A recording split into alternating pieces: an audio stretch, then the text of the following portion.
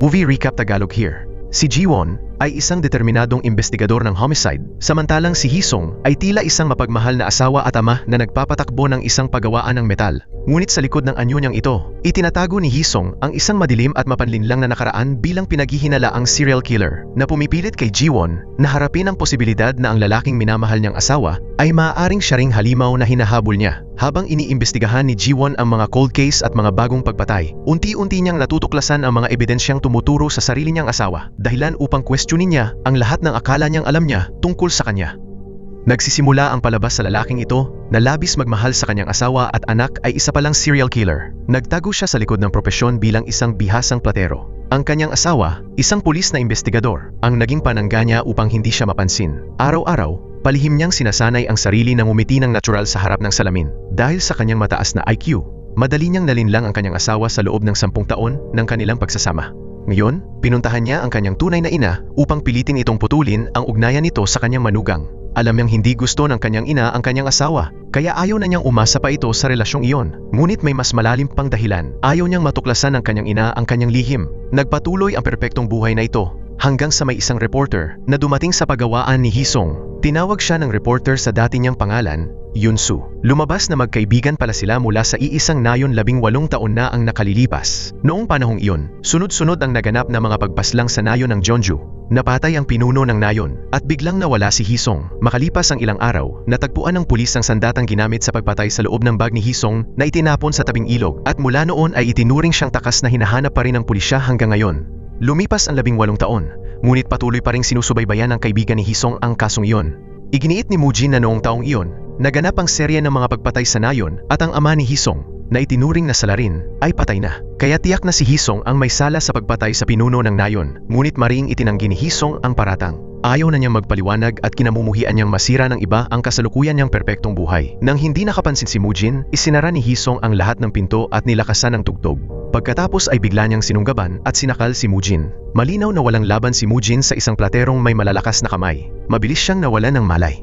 Nang gabing iyon, puno ng tawanan ang hapagkainan ng isang huwarang pamilya. Ngunit sa ibaba, sa bodega, may isang lalaking nakagaapos ang mga kamay at paa. Nagsusumamo ito ng tulong sa kawalan ng pag-asa. Nagtayo si Hisong ng isang masayang buhay may asawa, ngunit lahat iyon ay kasinungalingan. Maging ang ngiti sa kanyang mukha ay peke. Ayaw ni Yunha na patuyuin ng kanyang ina ang kanyang buhok, kaya kinuha niya ang hairdryer at tumakbo palabas upang hanapin ang kanyang ama. Tinanong ni Hisong ang kanyang anak kung nasaan ang kanyang ina.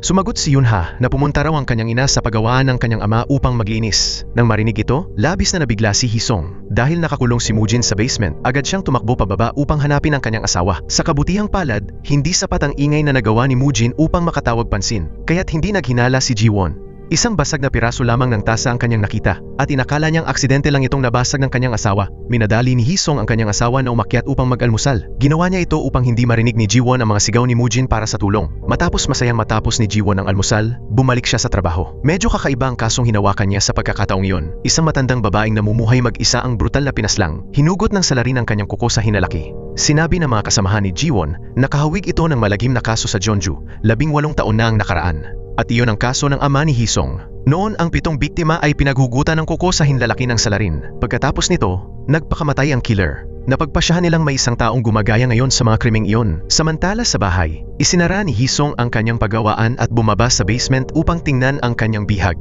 Nanginginig sa takot ang reporter na si Mujin. Kakakatanggal pa lamang ni Hisong ng tape sa kanyang bibig nang magsumamo na si Mujin para sa kanyang buhay. Malamig na tinitigan ni Hisong si Mujin.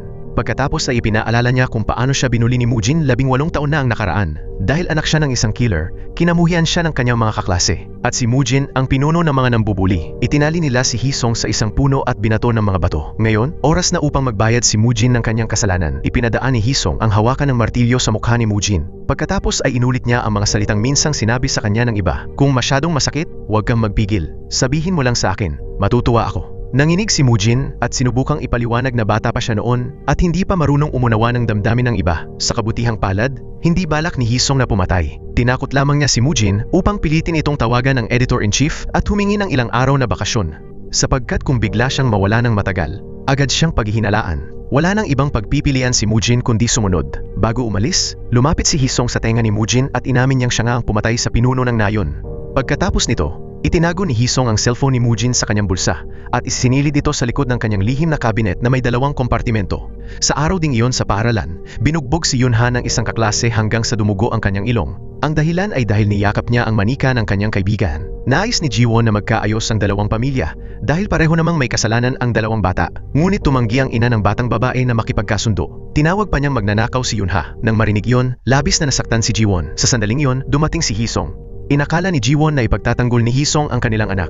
Ngunit yumuko si Hisong at inamin ang pagkakamali. Sinabing kasalanan niya dahil hindi niya naturuang mabuti ang kanyang anak. Pagkatapos, pinapagsorry niya si Yunha sa mga kaibigan nito. Umiiyak ng malakas ang bata habang humihingi ng tawad sa bawat isa. Dahil dito, sinisi ni Jiwon ang kanyang asawa sa hindi pag-aalaga sa damdamin ng kanilang anak. Ngunit ngumiti lamang si Hisong at pinayuhan ang kanyang asawa na kumalma. Nang sila na lamang ni Hisong at ng kanyang anak ang magkasama, sinabi niya na dahil sa kanyang pagtitiis, maganda ang reputasyon ni Yunha. Hindi iyon naunawaan ng inosenteng bata, kaya tinanong niya ang kanyang ama kung ano ang ibig sabihin noon. Ipinaliwanag ni Hisong na ang ibig sabihin nito ay kung may masamang mangyari, walang maghihinala sa kanya. Alam ng lahat na parehong may kasalanan ang 2 bata, ngunit hindi inamin ng kabilang bata ang kanyang pagkakamali, samantalang humingi ng tawad si Yunha. Kaya sa paningin ng lahat, ang kabilang bata ang naging masama. Hindi pa rin naunawaan ni Yunha ang prinsipyong iyon. Nagpatuloy lamang siya sa pagkain na parang walang nangyari. Hindi inayaan ni Hisong na mawala ng anumang bagay ang kanyang anak. Siya ang humarap sa usapin ng manika. Sa malamig niyang tingin, malinaw na si Hisong ay isang taong walang awa mula pa sa pagkabata. Pagbalik sa kaso ng matandang babae na binunutan ng kuko sa hinlalaki, nagkaroon ng magkaibang direksyon sina Jiwon at ang kanyang mga kasamahan. Mula sa resulta ng pagsusuri, nalaman ni Jiwon na ang bagay na dumikit sa balat ng daliri ng matanda ay lipstick ng babae. Kaya naisip niya na yon ang dahilan kung bakit pinutol ng salarin ang mga kuko ng matanda. Layunin ng salarin na iligaw ang pulisya. Kaya ginaya niya ang pinangyarihan ng krimen upang magmukhang kapareho ng kaso noong 18 taon na ang nakalipas. Samantala, inakala ni Jacob na ang pumatay ay ang anak ng matanda dahil sinabi ng mga tauhan ng welfare center na sugarol ito at iniwan ang kanyang ina sa center. Ngunit hindi mahirap ang matanda.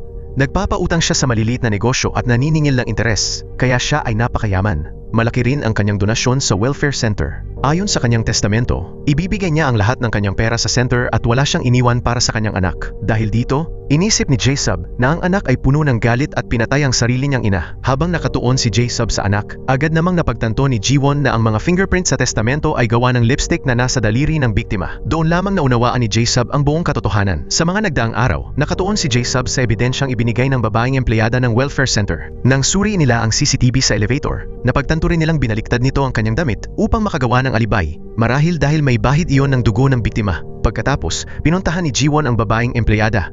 Ibinunyag ni Jiwon na napatunayan ng pulisya na ang lipstick ay pag-aari ng salarin at kailangan nila ang kanyang kooperasyon upang kumuha ng DNA sample. Ngunit agad siyang tumanggi. Sa kabilang banda, sinubukan ni Jacob na ilagay ang sarili sa kalagayan ng babaeng empleyada. Doon niya naisip ang pinakamadaling lugar na pagtaguan ng ebidensya. Hindi inaasahan, natagpuan talaga ni Jacob ang ebidensya sa rooftop. Agad niyang kinontak si Jiwon at doon sila nakakuha ng sapat na ebidensya upang arestuhin ang salarin. Nang malaman ng babae na wala na siyang lusot, muli siyang naglagay ng lipstick at sinimulang ikwento ang buong pangyayari. Sobrang laki ng donasyon ng matanda sa welfare center, kaya araw-araw ipinapadala siya ng center upang dalawin ang matanda. Maraming hagdan patungo sa bahay ng matanda at ang paulit-ulit na pag-akyat araw-araw ay nagdulot ng galit sa kanya. Noong araw na iyon, dahil hindi mahanap ng matanda ang selyo, hiniram nito ang lipstick ng empleyada upang ilagay ang kanyang fingerprint sa testamento. Nakaupo ang empleyada sa tabi, nagbabalat ng mansanas. Talagang gusto ng matanda ang babaeng empleyada. Sinabi pa ng matanda na pumunta siya araw-araw upang makipagkwentuhan. Biglang nagbago ang kanyang ekspresyon. Ang matagal ng kinikimkim na pagkairita ay tuluyang sumabog. Naisip niya na kung mamatay ang matanda, hindi na niya kailangang umakyat sa mahabang hagdan araw-araw. Kaya pinatay niya ito. Pagkatapos ay umiyak siya ng husto at tumawag sa pulisya. At kahit inamin na niya ang kanyang kasalanan kay Jiwon, nagawa pa rin niyang mag-ayos at ngumiti. Ipinahiwatig pa niya na baka may taong tulad niya sa paligid ni Jiwon, isang walang emosyon at mapagkunwaring tao. Sinadya pa niyang umatake at nakalmot ang mukha ni Jiwon. Agad siyang sinampal ni Jiwon ng 2 beses. Pagkatapos, itinapat ni Jiwon ang kutsilyo sa kanyang leeg. Ang matalim na tingin ni Jiwon ay nagpaunawa sa babae ng panganib. Binalan siya ni Jiwon na kaya ring pumatay ng pulis habang hinahabol ang mga suspek.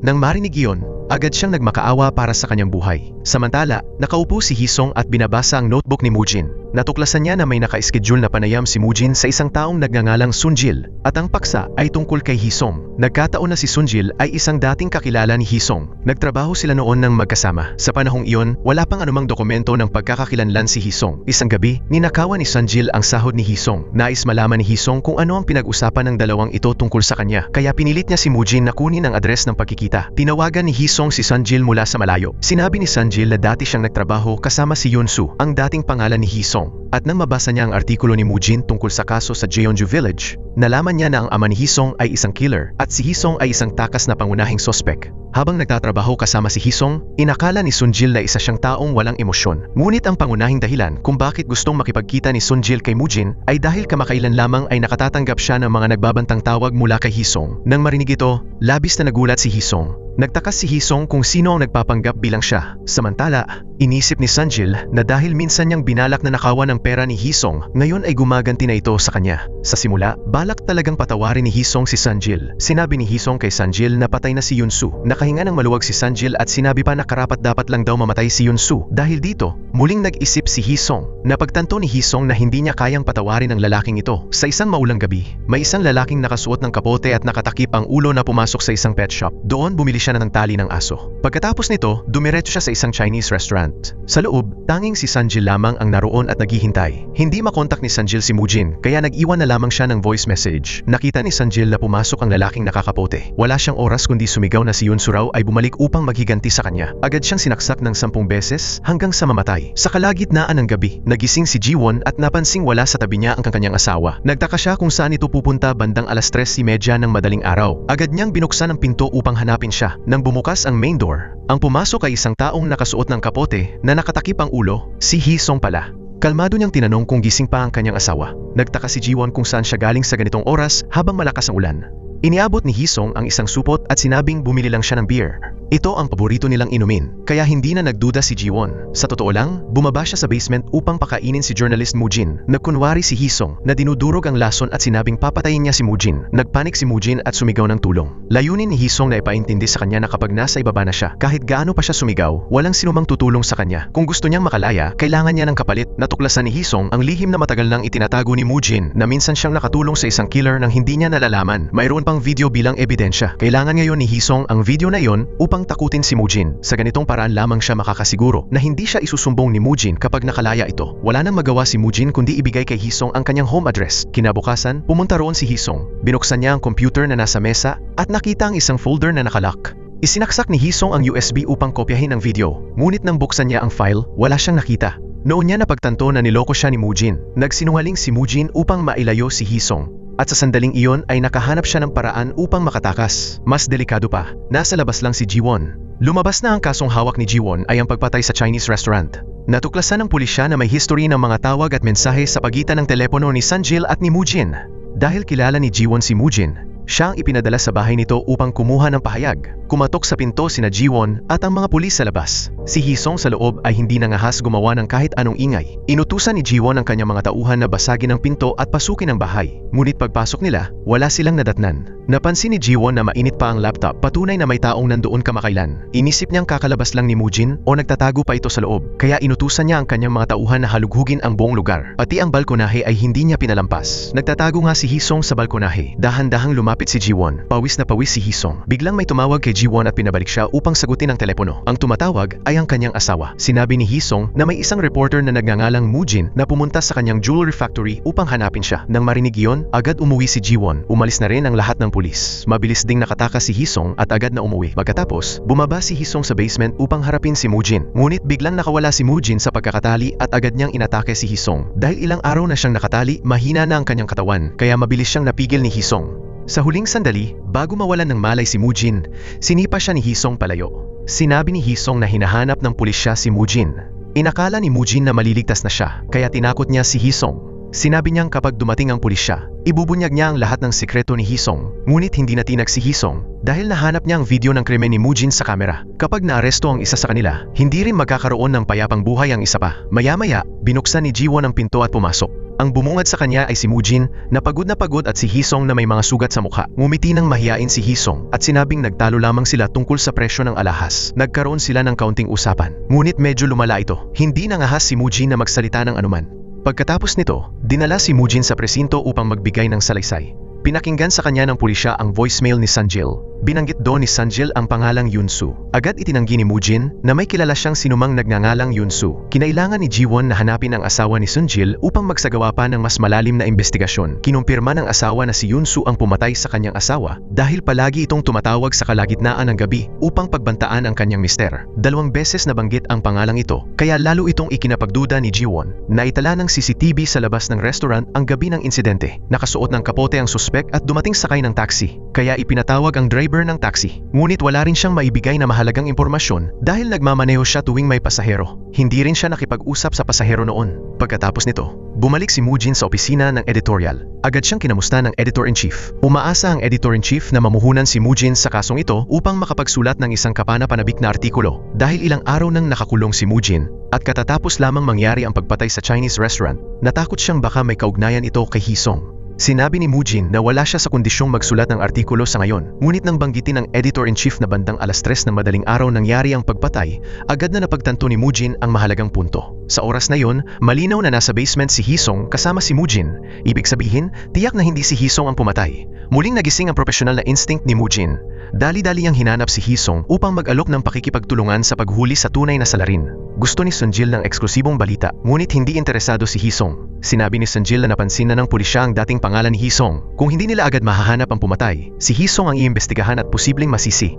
Nag-alala si Hisong na mabunyag ang kanyang nakaraan, kaya wala siyang nagawa kundi makipagtulungan kay Sunjil. Samantala, nagtungo si Jiwon at ang kanyang mga kasamahan sa dating pinagtatrabahuhan ni Hisong. Kinausap nila ang may-ari ng restaurant, isang lalaking nagngangalang Yunsu. Ayon sa amo, walang ID ang taong iyon. Sa trabaho, halos hindi rin ito nagsasalita, kaya kaunti lamang ang alam ng amo tungkol sa kanya. Pagkatapos, ibinuod ni Jiwon ang kanilang mga natuklasan. Sa kasalukuyan, ang tanging hawak nila ay ang litrato ni Yunsu noong high school. Misteryo pa rin ang kanyang nakaraan. Sa ibang pangyayari, binuksan ng isang matandang lalaki ang aparador. Sa likod nito ay may isang lihim na silid. Sa loob, naroon ang kanyang anak na nakahandusay at nasa koma. Ang mas nakakagulat pa, inampon ng pamilyang ito si Hisong. Si Hisong mismo ay gumagamit ng identidad ng anak na nasa koma. Hindi kailanman umiyak o tumawa si Hisong. Palagi siyang binabagabag ng kanyang masamang ama. Ngunit isang araw, nakilala niya si Jiwon. Ang pagsasama nila ni Jiwon ang dahilan kung bakit bigla siyang ngumiti ng natural. Nagulat maging si Hisong sa sarili niyang reaksyon. Balik sa takbo ng kaso, nalaman ng pulisya na may nakatatandang kapatid na babae si Yunsu at isa itong aktres sa kasalukuyan. Pinuntahan siya ni Jiwon, ngunit diretsahan niyang sinabi na wala siyang alam sa kinaroroonan ng kanyang nakababatang kapatid. Sa loob ng 18 taon, paulit-ulit siyang dinadalaw ng pulisya dahil sa kapatid niya, kaya lubos na siyang napagod. Kahit walang kumpirmadong impormasyon, naglabas ang media ng balita tungkol sa pagbabalik ng anak ng killer 18 taon na ang nakalipas. Isang matandang babae sa baryo ng Jeonju ang nakarinig ng balitang ito. Hinanap niya ang lumang album ng pamilya. Sa loob nito ay may litrato ni Hisong kasama ang kanyang asawa. Aksidenteng kuha ito ng isang kamag-anak ng matanda sa Seoul. Agad niyang kinontak ang pulisya upang mag-ulat. Si Jiwon ang tumanggap ng impormasyong ito. Kasabay nito, naroon din si Mujin sa istasyon ng pulisya. Sinasadya ni Mujin na baluktutin ang paglalarawan sa ekspresyon ng mukha ni Hisong upang iligaw ang pulisya. Ngunit hindi sinasadya. Narinig niya ang kasamahan ni Jiwon na nag-uusap tungkol sa matandang babaeng saksi. Labis itong ikinabahala ni Mujin. Agad na tinawagan ni Mujin si Hisong. Kinailangan nilang bumalik sa Jeonju upang maunahan ang pulisya at makilala ang matandang babae bago pa niya maibigay ang litrato. Kaya dali-dali silang umalis upang hanapin ang matanda. Dahil ito ang kanilang dating bayan, mas pamilyar sina Hisong at Mujin sa mga daan. Ngunit ang pagbabalik sa lumang baryo ay nagdulot ng matinding pagkabalisa kay Hisong. Isa itong lugar na puno ng masasakit na alaala para sa kanya. Dahil kilala siya bilang anak ng isang killer, itinuring siyang parang demonyo ng mga taga-baryo. Nagdaos pa sila ng exorcism laban sa kanya. Nagmaneho sila hanggang sa gumabi na. Sa kabutihang palad, nakarating sila sa bahay ng matanda bago pa dumating si Jiwon. Nakaisip ng plano si Mujin. Siya ang papasok upang ilabas ang matanda, habang si Hisong naman ay hahanap ng pagkakataong pumasok ng palihim at nakawin ang litrato. Ngunit nagkagulo ang lahat. Pagpasok ni Mujin, nakita niyang nakagapo sa sahig ang matanda na tila ginawa ng ibang tao. Nagpanik si Mujin at sinubukang kalagi ng mga tali.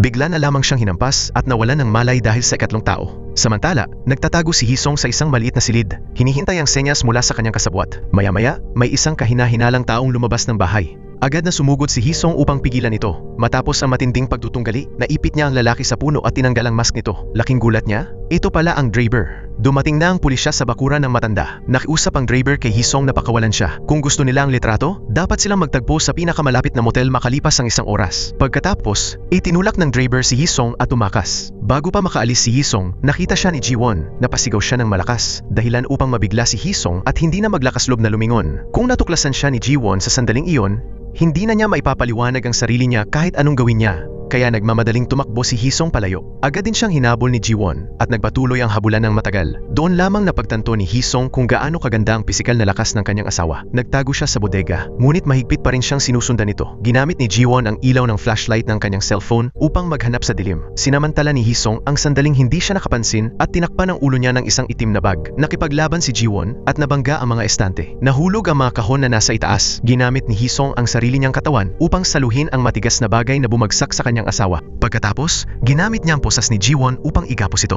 Nang makatakas si Hisong, dumating ang kasamahan ni Jiwon. Sinabi ng kasamahan na ayon sa matandang babae, isang lalaking nakamask ang kumuha ng litrato at tinakot siya upang ipagtapat kung sino si Yunsu. Nang marinig ang impormasyong ito, natiyak ni Jiwon na hindi si Yunsu ang pumatay. May ibang taong nagpapanggap lamang bilang siya dahil sa isang matinding galit. Kaya nagpa siya si Jiwon na tipunin ng mga taga-baryo. Tinanong niya kung may iba pa bang pumunta sa nayon upang magtanong tungkol kay Yunsu, bukod sa pulis at mga reporter. Agad nilang sinabi na may isang driver ng taxi rin. Tama nga, kinamumuhian ng driver si Yunsu dahil ang kanyang asawa ay pinatay ng ama ni Yunsu. Ngunit hanggang ngayon, ay hindi pa rin natatagpuan ng pulisya ang bangkay nito. Dahil sa matinding galit na kinikimkim niya, nagkunwari ang driver bilang si Yunsu. Pinatay niya si Sunjil upang isisi ang krimen kay Yunsu. Noong huling pagkakataong pinayagan siyang pumunta sa istasyon ng pulisya upang magbigay ng pahayag, palihim siyang naglagay ng listening device roon. Doon niya nalaman na itinatago ng matandang babae ang litrato ni Yunsu, kaya naunahan niya ang pulisya. Inakala ng driver na si Hisong ang anak ng killer, kaya tiyak na alam nito kung saan nakatago ang bangkay ng kanyang asawa. Sa oras na yon, nakarating na si Hisong sa inn at sandaling naghintay. Maya-maya, dumating ang driver sakay ng taxi. Samantala, may isang investigador na nangongolekta ng ebidensya sa pinangyarihan. Ibinigay ng taong iyon kay Jiwon ang isang relo na pamilyar sa kanya. Nakasulat sa strap ang pangalan ng kanyang asawa. Aksidente itong nalaglag habang nagkakagulo sila sa bodega. Nang makita ni Jiwon ang ebidensya, lubos siyang nalito. Dahan-dahang nilapitan ni Hisong ang driver. Kapwa malamig ang kanilang mga mata. Inutusan ng driver si Hisong na sumakay sa sasakyan. Pagkatapos, itinaas niya ang isang litrato at tinanong si Hisong kung may anak ba siyang babae o lalaki dahil nadamay na niya ang pamilya ni Hisong. Sa sobrang galit, pinunit ni Hisong ang litrato. Binalaan niya ang driver na huwag nitong iisiping saktan ang kanyang pamilya. Iginiit ni Hisong na wala siyang kinalaman sa mga kasalanan ng kanyang kilang ama, kaya wala rin siyang alam kung saan nakatago ang bangkay ng asawa ng driver. Ngunit hindi naniwala ang driver sa kanyang mga salita. Kaya nang mabigla si Hisong, tinakpan siya ng driver ng pampamanhid. Sinubukan ni Hisong na umiwas at nasaksak niya ang driver gamit ang isang piraso ng salamin. Pagkatapos, binuksan niya ang pinto ng sasakyan at tumakas. Unti-unting umepekto ang pampamanhid. Pilit na gumalaw si Hisong patungo sa apoy upang sirain ang litrato. Hinabol siya ng driver at sinunggaban siya. Muli siyang tinakpan ng driver. Mahina nang lumaban si Hisong at tuluyang nawalan ng malay. Sa huli, kinaladkad siya palayo ng driver. Nakita ang pangyayaring ito ng may-ari ng inn. Bumalik ang eksena kay Jiwon. Nagpa siya siyang itago sa kanyang asawa ang ebidensya. Sinabi niyang ito ay relo lamang na nahulog niya. Iniulat naman ng isang tauhan na may nakita ang may-ari ng inn na isang driver na sinasaktan ng isang customer. Kaya agad na nagtungo roon si Jiwon kasama ang kanyang mga kasamahan. Habang nasa daan, hindi makapag-focus si Jiwon. Iniisip niya kung bakit nahulog ang relo ng kanyang asawa sa bodega, sa lugar kung saan nakipagbuno si Yunsu sa kanya. Lalong naguluhan si Jiwon. Natukoy ng pulisya ang lokasyon ng taxi na minamaneho ng driver. Agad na nagtungo si Jiwon at ang kanyang mga kasamahan upang arestuhin ang suspek. Una silang pumunta sa inn. Doon, natagpuan ni Jiwon ang cellphone ng kanyang asawa sa lupa. Tumutunog pa ito. Kaya ang biktimang dinukot ng driver ay ang kanyang asawa. Ipinakita ni Jiwon sa may-ari ng inn ang litrato ni Hisong. Agad nitong kinumpirma na si Hisong nga ang kinaladkad palayo ng driver. Wala ng oras para mag-aksaya, sumakay si Jiwon sa sasakyan upang habulin ang kriminal. Tinapakan niya ang silinyador at humarurot. Sa huli, nakatakbo silang magkatabi. Napansin ng driver na sinusundan na siya ng pulisya. Sinadya niyang mag-swerve upang pigilan ang sasakyan ni Jiwon na makalusot. Pagkatapos, naghagis siya ng isang matigas na bagay mula sa kanyang sasakyan, dahilan upang mataranta si Jiwon at mawala ng kontrol sa manibela. Bumangga ang kanyang sasakyan sa isang tindahan sa gilid ng kalsada. Pagkaraan nito, nakatakas ang driver. Nang humupa ang epekto ng pampamanhid, unti-unting nagkamalay si Hisong. Natagpuan niyang nakagapo siya sa swimming pool. Paulit-ulit niyang sinasabi na wala siyang alam kung saan nakatago ang bangkay ng asawa ng driver. Ngunit hindi pa rin siya pinaniwalaan. Hindi napigilan ni Hisong ang sarili at napatawa siya ng baliw. Inamin ni Hisong na para rin siyang masamang ama niya. Palagi siyang binabagabag ng isang masamang espiritu, walang emosyon at laging nagtatago ng lahat sa loob. Sinaksak ng baliw na driver si Hisong sa braso. Agad na dumaloy ang sariwang dugo. Sinabi ng Draper na sasaksakin niya si Hisong ng paulit-ulit hanggang sasabihin nito kung saan nakatago ang kanyang asawa. Sarkastiko pa niyang sinabi na kahit walang emosyon si Hisong, nakakaramdam pa rin siya ng sakit. Lumapit siya sa tenga ni Hisong. Balak sana niyang maibulong, ngunit bigla siyang kinagat ni Hisong sa tenga. Nang bumitaw si Hisong, buo pa rin ang tenga ng Draper. Pero dumugo ng husto ang sugat ng kagat at matindi ang sakit na naramdaman niya. Lalong lumaki ang kanyang galit. Pinabahan ng Draper ang swimming pool. Binigyan niya si Hisong ng huling pagkakataon upang sabihin kung saan inilibing ang kanyang asawa. Ngunit lubos na wala nang magawa si Hisong. Naramdaman ng Draper ang matinding hinanakit laban kay Hisong dahil noong dinukot ang kanyang asawa, may nakakita raw na isinakay ito sa kotse ng ama ni Hisong. Gayunpaman, nang arestuhin ng pulis ang ama ni Hisong, agad din itong pinalaya.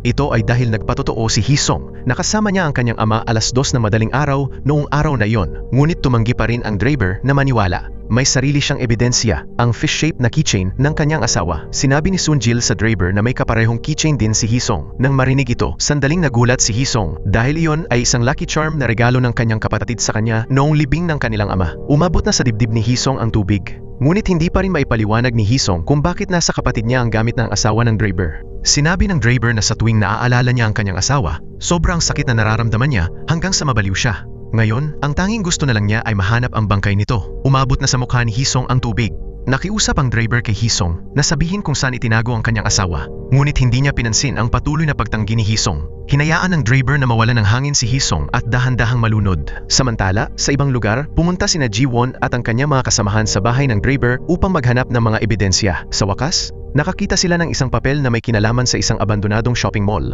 Agad silang nagtungo roon. Binutas ng mga pulis ang pinto upang magsagawa ng rescue. Ang mga kasamahan ay nanatili sa labas upang harapin ang Draper. Samantala, tumakbo si Ji-won papasok upang iligtas ang kanyang asawa. Nakita niya itong walang malay sa tubig. Wala na siyang oras para mag-isip at agad siyang tumalon. Sinubukan ni Ji-won na gisingin ang kanyang asawa at kalagi ng tali. Ngunit hindi niya ito magawa. Kailangan muna niyang umahon upang makahinga. Pagkatapos, muli siyang sumisid upang ibigay ang hangin sa kanyang asawa. Sa labas, habang nakikipagbuno ang Draper sa pulis, aksidente niyang nauntog ang ulo at nawalan ng malay. Dahil sa hangin na ibinigay ng halik ng kanyang asawa, muling nagkamalay si Hisong. Dahan-dahang iminulat ni Hisong ang kanyang mga mata at tumingin kay Ji-won. Bigla niyang naramdaman ang pagnanais na ibahagi sa kanya ang lahat ng kanyang nakaraan. Pagod na siyang tumakas at magtago ng lahat ng bagay. Noon, palagi siyang pinagmumultuhan ng alaala ng kanyang masamang ama. Ngunit tila nagbago ang lahat ng makilala at mahalin niya si Ji-won. Parang nawala ang anino ng kanyang ama at ginawa niyang bahagi ng kanyang buhay si Ji-won. Sa kasalukuyan, mabilis na tumakbo si Ji-won papunta sa gilid ng pool. Kinuha niya ang kutsilyong nakasabit sa pader at muling tumalon sa tubig upang putulin ang tali na gumagapos sa kanyang asawa.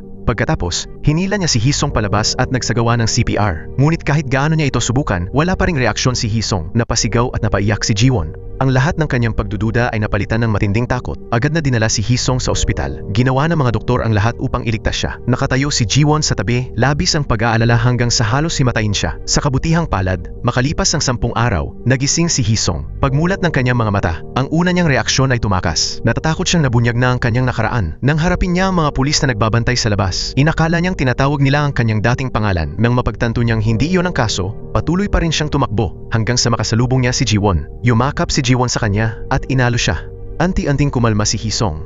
Lumalabas na hindi pa pala nabubunyag ang kanyang nakaraan. Ang Draper na may bali sa bungo ay nagising na rin, ngunit nasa vegetative state. Bukas man ang kanyang mga mata, wala siyang anumang reaksyon sa paligid. Gayunpaman, nananatili pa rin siyang panganib kay Hisong. Labis ding kinakabahan ang mga adoptive parents ni Hisong. Plano ng adoptive father na turukan ng laso ng Draper upang tuluyan ng matapos ang kanilang pangamba. Tutal, wala namang pamilya o kamag-anak ang Draper at hindi rin magsasagawa ng autopsy ang pulis sa isang tulad niya. Hindi agad nagpasya si Hisong. Kailangan niya ng oras upang pag-isipan ang planong iyon. Samantala, nagtungo ang reporter na si Mujin sa pinagtatrabahuhan ni Hisong. Doon, may isang janitress na nakasaksi sa pagdukot sa asawa ng Draper 18 taon na ang nakalipas. Sinubukan ni Mujin na tanungin siya ngunit ayaw na niyang balikan ang nakaraan kaya nagkunwari siyang wala nang naaalala. Ngunit dahil sa sunod-sunod na pagtatanong ni Mujin, hindi sinasadyang nabanggit ng janitress na hindi ang ama ni Hisong ang pumatay. Sa ospital naman, si J-Sub, kahit may pinsala, ay patuloy pa ring tinanong si Hisong. Kilala si J-Sub sa matalas niyang kutob.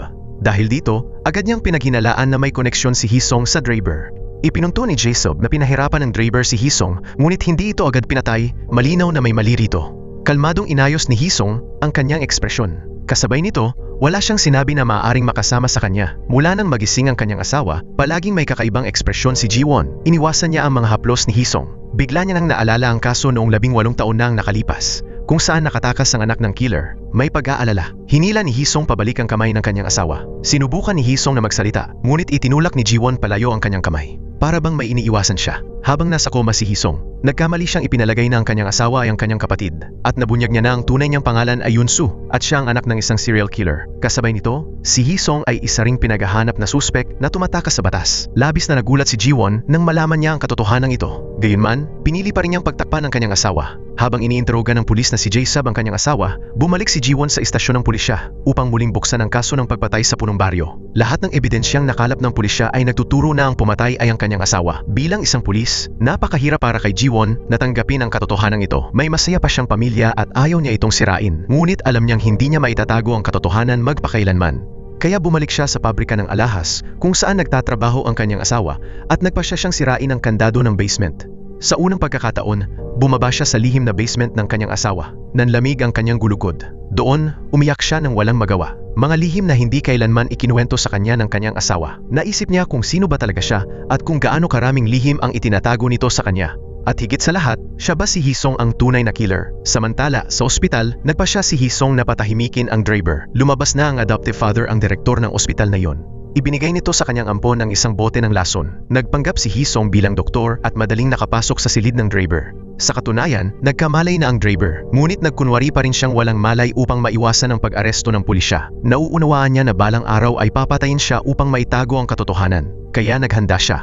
Para sa sitwasyong ito, tinanong niya si Hisong tungkol sa libingan ng kanyang asawa. Gusto niyang malaman iyon bago tuluyang lisanin ang mundong ito. Ngunit sinabi ni Hisong na wala siyang alam tungkol dito. Ibinunyag din ni Hisong na ang fish keychain ay regalo ng isang tao sa kapatid niya noong libing ng kanyang ama. Sinabi rin ni Hisong na hindi niya iiniksyonan ng lason ang driver. Gusto niyang patunayan na hindi siya at hindi rin ang kanyang ama ang tunay na killer. Pinayuhan niya ang driver na ipagpatuloy ang buhay upang mahanap ang tunay na salarin. Pagkatapos nito, nagpalit muli si Hisong ng kasuotang pangpasyente at bumalik sa kanyang silid. Dumaan siya sa tabi ng mga pulis nang hindi nila namamalayan. Agad namang tumakbo ang mga pulis papunta sa silid ng driver. Ipinagpatuloy ng driver ang kanyang pag-arte dahil nasa iisang panig na sila ni Hisong. Bumalik si Hisong sa kanyang normal na buhay. Natulog siya sa malambot na kama sa tabi ng kanyang magandang asawa. Ngunit hindi niya alam na lihim siyang pinaghihinalaan nito. Kailangan talaga ni Jiwon ng isang dahilan upang maunawaan kung bakit kinailangang itago ng kanyang asawa ang kanyang nakaraan. Ano man ang dahilan, basta't sapat itong kapanipaniwala, patatawarin niya ang kanyang asawa at ipagpapatuloy nila ang kanilang pangarap na pagsasama. Kaya nagpasya si Jiwon na magsiyasat ng palihim.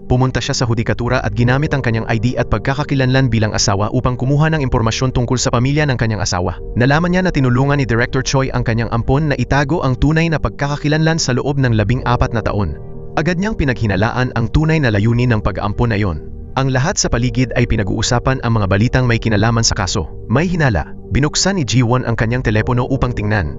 Lumabas na muling binabalikan ni Mujin ang kaso ng pagdukot sa asawa ng driver noong 18 taon na ang nakalipas. Sa video, binanggit din niya ang recording ng suspect na nagbabantang takutin ang saksi noong panahong iyon. Nang dukutin ang asawa ng driver, may isang saksi na aksidenteng bumangga sa sasakyan ng kidnapper. Nang bumaba ang kidnapper upang ayusin ang banggaan, tinakpan niya ang buong katawan niya upang hindi makita ng saksi ang kanyang mukha. Ngunit kinailangan pa rin niyang kontrolin ang kanyang emosyon.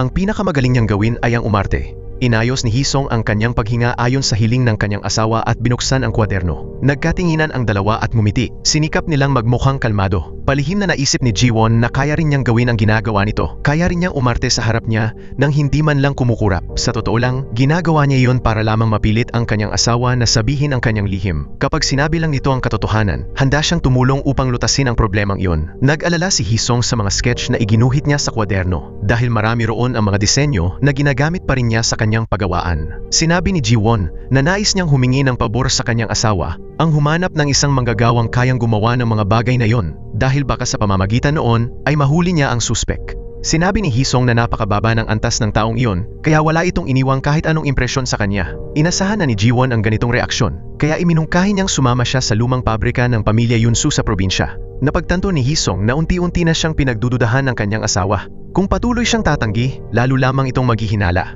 Kaya kahit ayaw niya, kinailangan pa rin niyang tanggapin ang alok ng kanyang asawa. Alam ng mag-asawa ang lahat. Pero patuloy pa rin silang nagkunwaring sinusuri ang isa't isa. Ang isa ay may itinatagong lihim, habang ang isa naman ay gustong mapilitan siyang magbukas nito sa kanya. Pagkatapos, nagpasya silang pumunta ng magkasama sa lumang pabrika. Ang kanilang anak na babae ay naiwan sa pangangalaga ng kanyang lola. Ngunit lumabas ang lola upang pumunta sa botika at naiwan siya sa isa pang lola. Ang istriktong lola ay hindi masaya. Napansin din ni Yunha na hindi siya gusto ng kanyang lola, kaya kusa siyang umupo sa silya at masunuring nag-aral. Ngunit dahil sa labis na galit ng lola sa kanyang manugang, pinunit nito ang mga libro ng kanyang apo. Nang makita ng lola na umiyak si Yunha, napagtanto niyang nasobrahan siya. Ngunit dahil hindi pa siya kailanman nag-comfort ng bata, nalito siya at hindi niya alam kung ano ang gagawin. Sa sandaling iyon, sinabi ni Yunha na gusto niyang kumain ng egg tarts. Agad namang dinala ng lola ang kanyang apo upang kumain ng egg tarts. Nang makita niyang masayang kumakain ng bata, kumalma rin ang lola. Samantala, nang makabalik sina Hisong at ang kanyang asawa, gabi na nang sila'y dumating. Maingat na pumasok ang dalawa sa basement ng lumang pabrika.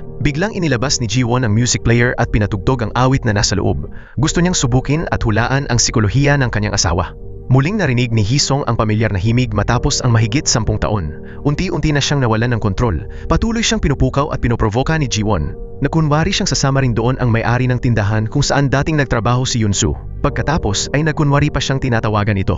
Sa sobrang kaba ni Hisong, nanginginig ang buo niyang katawan. Handa si Jiwon sa posibleng biglaang pag-atake niya. Iniisip niyang may pag-iisip siyang tulad ng isang killer. Kaya ang matagal na niyang pagpipigil ay balang araw sa sabog. At sa oras na yon ay hindi siya palalampasin kahit paasawa niya ito.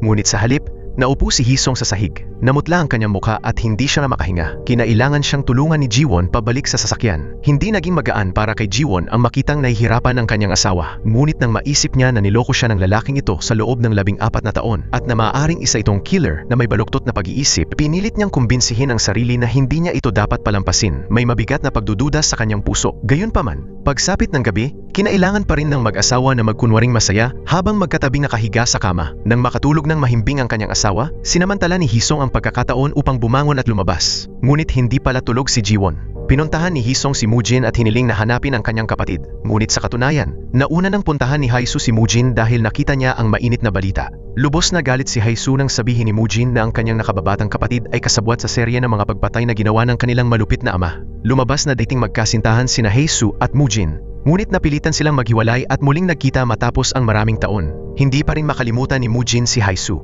Lubos din ang pasasalamat ni Haisu sa kanya. Sapagkat habang iniiwasan sila ng buong baryo, patuloy pa rin siyang minahal ni Mujin nang walang kondisyon. Nakiusap si Haisu kay Mujin, ang reporter, na wag nang iulat pa ang tungkol sa kanyang kapatid. Sapagkat ang pinuno ng baryo ay hindi pinatay ng kanyang kapatid, siya mismo ang gumawa nito. Inakala ni Mujin na nagsisinungaling lamang si Haisu upang protektahan ang kanyang kapatid. Anuman ang mangyari, hindi siya naniwala sa kanya. Sa kasalukuyan, ibinalik ni Hisong kay Mujin ang tape na naglalaman ng ebidensya ng kanyang krimen. Kasabay nito, sinabi rin niya na nagsimula ng maghinala at magsiyasat ang kanyang asawa. Alam niyang hindi na niya kayang itago pa ang katotohanan. Kaya nagpasya siyang hanapin agad ang tunay na kasabwat sa kaso ng kanyang ama. Hiniling niya kay Mujin na ayusin ang isang pagkikita nila ng kanyang kapatid dahil nakilala nito ang tunay na kasabwat. Sigurado siya rito dahil hawak ng kanyang kapatid ang keychain ng asawa ng Draper. Nang marinig iyon, bahagyang nayanig si Mujin. Gusto rin niyang makakuha ng eksklusibong impormasyon, kaya nagpasya siyang makipagtulungan muli kay Hisong. Ngunit hindi inaasahan ni Hisong na may inilagay na pala si Jiwon na tracking device sa relong ibinigay niya rito kamakailan. Dahil dito, nasa ilalim ng kontrol ni Jiwon ang lahat ng kilos ni Hisong. Nang makauwi si Hisong, tinanong siya ni Jiwon kung saan siya nagpunta. Nagsinungaling siya at sinabing pumunta lang siya sa pabrika ng alahas dahil hindi siya makatulog. Alam ni Jiwon na nagsisinungaling ang kanyang asawa, ngunit nanahimik siya. Gusto niyang malaman ang katotohanan, ngunit palihim siyang nagsiyasat sa halip na direktang tanungin siya. Dahil natatakot din si Jiwon, takot siyang mawala ang perpektong pamilyang ito. Natagpuan ni Mujin ang kapatid ni Hisong at inayos ang kanilang pagkikita sa isang abandonadong bodega na malayo sa mga tirahan. Ang muling pagkikita matapos ang 18 taon ng pagkakahiwalay ay naging emosyonal para sa kanilang dalawa. Si Hisong ang unang nagsalita. Hiniling niya sa kanyang kapatid na tulungan siyang hanapin ang kasabwat ng kanilang ama, ang taong nagbigay sa kanya ng fish keychain. Ngunit tila hindi pinakinggan ng kanyang kapatid ang sinabi niya. Hinagkan lamang niya ng mahigpit ang kanyang nakababatang kapatid at umiyak. Sinabi niyang labis niya itong namimiss, ang tanging natitira niyang pamilya sa mundong ito. Ang yakap ng kanyang kapatid ay nagbalik na mga alaala mula 18 taon na ang nakalipas. Noon, hinanap ni Hisong ang kanyang kapatid at aksidenteng nasaksihan niya itong pumatay sa pinuno ng baryo. Sinabi ni Haisu na dahil patuloy na pinahihirapan ng pinuno ang kanyang nakababatang kapatid, gusto lamang niyang mapatigil ito. Hindi na nakapag-isip pa si Hisong sa sandaling iyon. Pinulot niya ang sandata sa krimen at pinahira ng dugo ang buong katawan niya upang akuin ang kasalanan para sa kanyang kapatid. Ngayong nagkita silang muli, Labis na nahiya si Haisu dahil noon ay hinayaan niyang akuin ng nakababatang kapatid ang kasalanan niya. Hinintay muna ni Hisong na kumalma ang kapatid bago niya ipinakita ang kanilang litrato ng pamilya. Mayroon na ngayon si Hisong na magandang asawa at isang kaibig-ibig na anak na babae. Nang makita ni Haisu na maayos ang buhay ng kapatid niya, nakahinga rin siya ng maluwag. Pagkatapos, dumiretso na si Hisong sa mahalagang usapan. Sinabi niya sa kapatid na ang taong nagbigay sa kanya ng keychain na hugis isda ay ang kasabwat sa pagpasok at pagdukot sa asawa ng tsuper ng taxi. Doon lamang napagtanto ni Haisu na nakasalamuhan niya ang mismong killer. Hindi nila inaasahan na narinig pala ang lihim nilang pag-uusap ni Jiwon na nagtatago lamang sa malapit.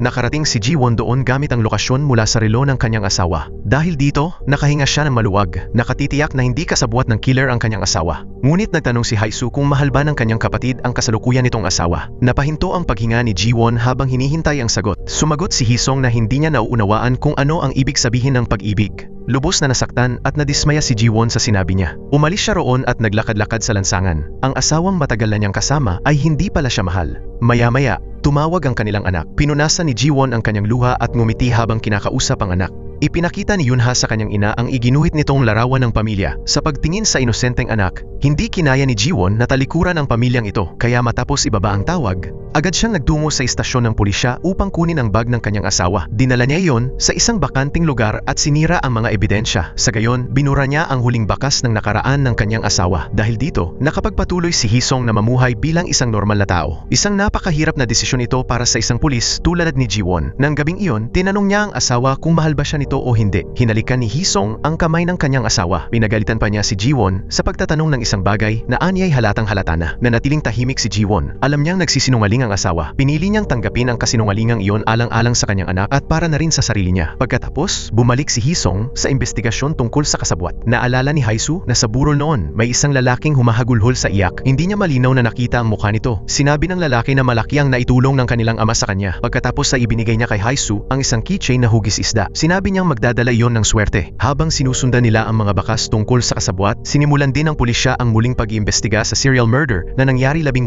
taon na ang nakalipas. May iisang pagkakatulad na natuklasan ang magkabilang panig tungkol sa mga biktima. Nang sila'y mawala, hindi sila hinanap ng kani-kanilang pamilya. Iniulat ng media na muling bubuksan ng pulisya ang kaso 18 taon na ang nakalipas at hahanapin ang anak ng killer na tumakas. Labis itong ikinagalit ni Director Choi. Sa pagbabalik tanaw sa nakaraan, nag-aaway si Hisong at Sunjil sa kagubatan dahil sa pera. Sa huli, nanalo si Hisong at tumakas. Ngunit aksidente siyang nabangga ng sasakyan ng anak ni Director Choi. Pagmulat ni Hisong, nasa bahay na siya ni Director Choi, habang ang anak nito ay nasa koma. Nagtaka si Hisong kung bakit siya ang nabangga. Ngunit ang anak ni Director Choi ang nakoma. Hindi direktang sumagot sina Director Choi at ang kanyang asawa. Hiniling lamang nila kay Hisong na ipagpatuloy ang pamumuhay gamit ang pagkakakilanlan ng kanilang anak. Noon, hindi pa siya direktor, ngunit malapit na siyang ma-promote bilang direktor. Kapag nabunyag ang katotohanang nakakoma ang kanyang anak, mawawala sa kanya ang pagkakataong pinaghirapan niya sa loob ng maraming taon. Bilang direktor, marami siyang kailangang asikasuhin sa ospital, kaya hindi niya maaaring hayaang may mangyari sa kanyang pamilya. Kung hindi, iisipin ng iba na abala siya sa personal na problema at wala siyang oras sa trabaho. Naghahanap din si Hisong ng bagong pagkakakilanlan. Kaya pumayag siya sa alok ni Director Choi. Kapaki-pakinabang ito para sa magkabilang panig. Namuhay si Hisong bilang anak ni Director Choi. Samantala, ang tunay nilang anak ay nanatiling nakakoma sa bahay na iyon. Bumalik tayo sa kasalukuyan. Pakiramdam ng lahat ay wala silang magawa dahil sa kakulangan ng matibay na ebidensya. Biglang tumunog ang doorbell. Inakala ni Mujin na ang delivery rider iyon ng pagkaing in-order niya. Ngunit si Jiwon ang lumitaw sa harap niya. Ilang segundo ang lumipas. Dumating ang delivery rider para maghatid ng pizza. Napansin ni Jiwon ang dalawang pares ng kahina-hinalang sapatos. Kaya humanap siya ng palusot upang makapasok at makapagsiyasat. Ngunit agad siyang hinarang ng reporter na si Mujin. Gayunman, hindi pa rin napigilan ni Mujin ang pagiging mausisa ng isang pulis. Walang nagawa si Mujin. Sa wakas, lumitaw si Hisong. Kasabay nito, ayaw nang makitang nahihirapan pa ang kanyang anak ng ina. Sinamantala niya ang oras na wala ang kanyang asawa at palihim na tinanggal ang ventilator ng anak. Pag-uwi ni Director Choi at makita iyon, labis siyang nagalit. Ngunit hinarang siya ng kanyang asawa at hindi siya pinalapit sa anak. Nakakagulat, nang matanggal ang ventilator, biglang nagmulat ng mata ang anak. Hirap pa siyang huminga ng mag-isa. Sinuri ni Director Choi ang mga pangunahing funksyon ng kanyang anak. Masaya siya nang makita na nagagawa ng anak ang mga karaniwang galaw sa araw-araw. Gayunpaman, hindi pa ito ganap na gumagaling. Tinawag nito ang kanyang ina na ikinatuwa ng labis ni Mrs. Choi. Hindi siya makapaniwalang nagising ang kanyang anak. Ibig sabihin, ang tunay na Hisong ay bumalik na. At ngayon, kailangan ng mabuhay ni Hyunsu ayon sa sarili niyang pagkakakilanlan. Pagbalik sa bahay ni Mujin, Tinanong ni Jiwon ang kanyang asawa kung bakit sila naroon. Sumagot si Yunsu na ang salarin sa kaso 18 taon na ang nakalipas ay isang platero. Kaya inimbitahan siya ni Moojin sa bahay upang makakuha ng ilang impormasyon. Ngunit hindi pa rin nasiyahan si Jiwon sa sagot na yon. Humanap siya ng dahilan upang makapasok at makausap sila. Nang makita niya si Haisu at ang impormasyong nakasulat sa pintuan, hindi niya napigilang magulat. Ibig sabihin, iniimbestigahan din nila ang parehong kasong hinahabol niya. Sa salaming pinto, nakasulat ng malalaking letra ang salitang trap.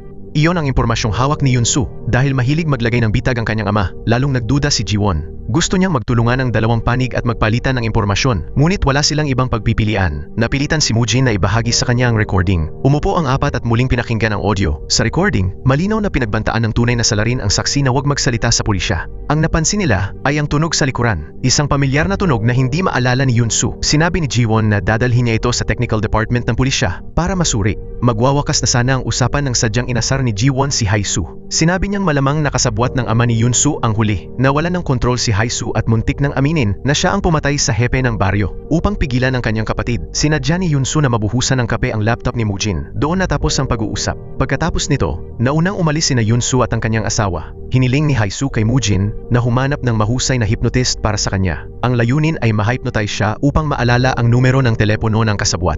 Kinagabihan, pag-uwi ni Jiwon, sinalubong siya ng kanyang asawa ng isang sorpresang salo-salo para ipagdiwang ang kanilang ikalimang anibersaryo ng masayang pamumuhay sa bahay na iyon. Ngunit hindi naging masaya si Jiwon. Iniisip niya kung ginagawa ba talaga ito ng kanyang asawa para sa kanya at sa kanilang anak, o kung umaarte lamang ito upang itago ang tunay niyang pagkatao. Abala siya sa mga iniisip na yon nang tumawag ang isang kasamahan niya sa istasyon ng pulis. Sinabi nito na nahiwalay na nila ang background sound at pinalakas ang sound waves. May narinig silang boses ng isang lalaki. Pinakinggan ni Jiwon ang asawa niya at sinabi na ang salitang narinig ay ashtray. Pagkarinig nito, tila may mahalagang naalala si Yunsu. Noong araw ng insidente, kasama niya ang kanyang ama buong araw. Iyon ang dahilan kung bakit nagbigay siya ng alibay para rito. Habang nasa bar sila ng kanyang ama, tinanong ng waiter ang kanyang ama kung kailangan ito ng ashtray at ibinigay iyon. Sa sandaling iyon, may isang lalaking nakamask na dumaan sa likuran niya. Nahulog sa sahig ang kamiseta ng kanyang ama na nakasabit sa upuan. Yumuko siya upang pulutin iyon. Tila sa sandaling iyon, nagpalitan ng susi ng sasakyan ng kanyang ama at ang kasabwat nito. Ito ang paliwanag kung bakit ginamit ng killer ang kotse ng kanyang ama upang dukutin ang asawa ng driver. Sa kasalukuyan, hindi lamang si Yunsu ang nababalisa, pati si Jiwon ay nalilito ang damdamin. Hindi na niya kayang magpanggap na mamuhay ng ganoon. Lahat ng emosyon na matagal niyang kinimkim ay biglang sumabog. Sumigaw siya at humingi ng diborsyo dahil napakaraming lihim ng kanyang asawa. Dahil dito, napalayo siya kay Yunsu. Karaniwan ay walang emosyon si Yunsu, ngunit ito ang unang pagkakataon na nalito siya sa reaksyon ng kanyang asawa. Natatakot siyang mawala ang perpektong baluti na matagal niyang binuo. Ngunit higit sa lahat, ang tunay niyang kinatatakutan ay ang mawala si Jiwon, lalo na nang marinig niyang sinabi nito na wala na siyang nararamdaman para sa kanilang pagsasama, na tumigil na siyang magmahal. Doon naramdaman ni Yunsu ang tinatawag na sakit. Humingi siya ng tulong kina Moojin at Haisu. Bagamat malinaw na single si Moojin, masigla niyang ibinahagi ang kanyang mga karanasan. Naniniwala si Moojin na dumaraan lamang sina Yunsu at Jiwon sa yugto ng pagkabagot sa kanilang pagsasama. Kaya pinayuhan niya si Yunsu na sariwain ang relasyon sa pamamagitan ng sorpresa o regalo. May naisip ding regalo si Yunsu para sa kanyang asawa, ang hanapin ang kasabwat sa kaso, dahil iyon ang dahilan ng labis na stress at pagod ni Jiwon. Pagkatapos, pumunta si Yunsu sa lumang bar. Hindi pa rin nagbabago ang waiter, naroon pa rin siya, nag-uukit ng yelo. Sinabi ng waiter na ang serbisyo ng pag-uukit ng yelo ay para lamang sa mga espesyal na bisita. Noon pa, personal na rin siyang nag-uukit ng yelo para sa ama ni Yunsu. Napansin ni Yunsu ang tattoo sa kamay ng waiter. May naramdaman siyang kakaiba. Kaya inilabas niya ang recording upang magtanong. Nakilala ng waiter ang boses ng lalaki sa recording. Saglit na naging tensyonado ang paligid. Ngunit nagpakakalma ito at sinabi na hindi niya kilala ang taong iyon. Nagkunwari si Yunsu na may nakalimutan siyang panulat at humiram ng isa sa waiter. Nang maibigay ang panulat, may naalala si Yunsu mula sa nakaraan. May pinili siyang regalo noon para sa matalik na kaibigan ng kanyang ama, at ang regalong iyon ay ang mismong panulat na ito. Nagkatitigan sina Yunsu at ang waiter ng may malamig na mga mata. Pareho nilang napagtanto na napakalapit ng kaaway. Bigla na lamang tumalon si Yunsu papasok sa bar at pinilit ang waiter na ipaliwanag kung bakit niya ipinagkunwang hindi niya kilala ang kanyang ama. Kasabay nito, gusto ring malaman ni Yunsu kung kanino ang boses ng lalaki sa recording. Kinapa ng waiter ang isang matulis na bagay at biglang sumugod kay Yunsu. Ngunit hindi siya naging katapat ni Yunsu. Sinaksak ni Yunsu ng ballpen ang kamay ng waiter. Ngunit sa totoo lang ay sa pagitan lamang ng mga daliri ito tumagos. Samantala, tinitingnan ni Jiwon ang listahan ng mga numerong tumawag sa asawa ng driver at may natuklasan siyang kahina-hinalang babae. Sinabi ng babaeng ito na magbibigay siya ng trabaho. Ngunit itinakda niya ang pagkikita sa isang liblib na lugar at iginiit na personal silang magkita upang ihatid ang kliyente sa mismong lugar ng trabaho. Kalaunan, napag-alaman na ang babae ay nagtatrabaho para sa mafia. Ang pinaglilingkuran niyang amo ay ang may-ari ng bar kung saan nagtatrabaho ang waiter. Upang mabilis na mahuli ang salarin, pumayag si Ji-won na gumanap bilang pain. Habang si Yun-soo ay inihatid ng waiter upang makipagkita sa amo, napagtanto niyang napapaligiran siya ng mga mararahas na taong handang pumatay. Gayunpaman, hindi natakot si Yun-soo. Ipinakilala niya ang sarili bilang si Yun-soo, isang wanted na tao at anak ng isang killer. Hindi kasabwat ng ama ni Yun-soo ang amo, ngunit alam nito ang tunay na pagkakakilanlan ng kasabwat. Gayunman, wala siyang ibinunyag na anumang impormasyon tungkol dito. Ang sinabi lamang niya ay kasing baliw raw ng mismo ni Yun-soo ang taong iyon. Nag-alok si Yun-soo ng malaking halaga kapalit ng pagsuko ng kasabwat, ngunit tila mas matagal nang nakikipagtulungan ng amo sa kasabwat. Kaya nagpasya siyang hulihin si Yun-soo at ibigay ito sa kasabwat. Kasabay nito, nagbigay si Ji-won ng referral fee sa isa pang babae. Pagkatapos, ginamit niya ang perang iyon upang idemanda ang babae sa ilegal na kalakalan. Pinusasan niya ito at dinala sa istasyon ng pulis upang magbigay ng salaysay. Ngunit makalipas lamang ang ilang segundo, lumabas si Ji-won upang buksan ang pinto para sa kanyang mga kasamahan at nawala ang babae. Bagamat nakaposas pa rin ang kanyang mga kamay, nagawa pa rin niyang umakyat palabas sa rehas. Subalit labis ang kanyang tiwala sa sariling kakayahan. Sa huli, nahulog siya mula sa itaas pababa sa lupa at agad na dinala sa emergency room. Pinagalitan si Ji-won ng kanyang mga nakatataas dahil sa pagbibigay ng pagkakataon sa kriminal na makatakas na humantong sa ganitong insidente. Karaniwan, tuwing nakakaramdam siya ng matinding pagod, sinusundo siya ng kanyang asawa. Ang yakap nito ang nagpapawala ng lahat ng kanyang pagod. Ngunit ngayon, ang kaligayahang iyon ay tila napakalayo na, kaya napahagulgol siya sa iyak. Hindi niya alam na nasa panganib si Yun-soo sa sandaling iyon. Kinokontrol na siya ng mga tauhan ng amo. Bago pa inumin ng droga si Yun-soo, iminungkahi niya na maaari siyang maging potensyal na customer. Tinanong siya ng amo kung alam niya kung ano ang kanyang ibinebenta. Maikli ang sagot ni Yun-soo, isang salita lamang, mga tao. Hindi inasahan ng amo na magiging ganoon kaintrigante ang binatang nasa harap niya. Sa sandaling iyon, tumunog ang telepono ni Yun-soo. Si Ji-won ang tumatawag. Humahagulgol siya habang sinasabi kung gaano siya kapagod sa araw na iyon. Gusto niyang marinig ang boses ng kanyang asawa. Ngunit dahil nasa panganib si Yun-soo, nasabi na lamang niya na abala siya. Napansin ni Ji-won na kakaiba ang boses ng kanyang asawa. Kaya hiniling niyang sagutin na lamang siya ng oo o hindi. Nakipagtulungan si Yun-soo at agad na nagbigay ng senyas kay Ji-won na humingi ng tulong. Sinabi ni Ji-won na darating siya upang iligtas siya makalipas ang isang oras. Mula ngayon, magtitiwala siya sa kanyang asawa. Naniniwala siyang may dahilan si Yun-soo kung bakit niya itinago ang kanyang nakaraan. Sa sandaling iyon, may ipinakita ang amo kay Yun-soo. Muli nitong tinawagan si Ji-won at nakipagkita sa kanya sa parke. Pagkatapos, tumawag si Hae-soo kay Ji-won. Sinabi ni Hae-soo na hindi si Yun-soo ang pumatay sa pinuno ng nayon. Ngunit kapag dumating ang tamang oras, masasabi niya kay Ji-won kung sino ang tunay na salarin. Sa ngayon, gagawin muna ni Hae-soo ang kailangan niyang gawin. Nang marinig ito, tuluyang nagtiwala si Ji-won kay Yun-soo. Sa katunayan, palagi naman niya itong pinaniwalaan. Kailangan lamang niya ng mas matibay na dahilan. Napagtanto niyang dumaan din pala si Yun-soo sa matinding pag-iisa. Siya at ang kanilang anak na babae lamang ang nagsilbing pag-asa niya upang mabuhay, at sila rin ang dahilan kung bakit niya pinili na magpatuloy at magprotekta. Sa sandaling iyon, tumakbo si Yun-soo papalapit na may ngiti sa labi upang hindi mag-alala ang kanyang asawa. Mahigpit na niyakap ni Ji-won ang kanyang asawa at sinabi na mula ngayon, siya na ang magiging tagapagtanggol nito. Bibigyan niya ito ng oras. Anumang oras na gusto nitong magkwento, handa siyang makinig at umunawa. Sa katunayan, ang ipinakita ng amo kay Yun-soo ay ang mga batang kanyang dinukot. Pumili si Yun-soo ng isa sa mga ito. Isinulat ng amo ang presyo sa isang piraso ng papel. Upang patunayan na isa siyang potensyal na customer, buong tapang na nagdagdag si Yun-soo ng isang zero. Labis itong ikinasiya ng amo. Bilang kapalit, nais ni Yun-soo na malaman ang pangalan at litrato ng kasabwat. Binigyan siya ng amo ng isang lumang cellphone upang makontak niya ito.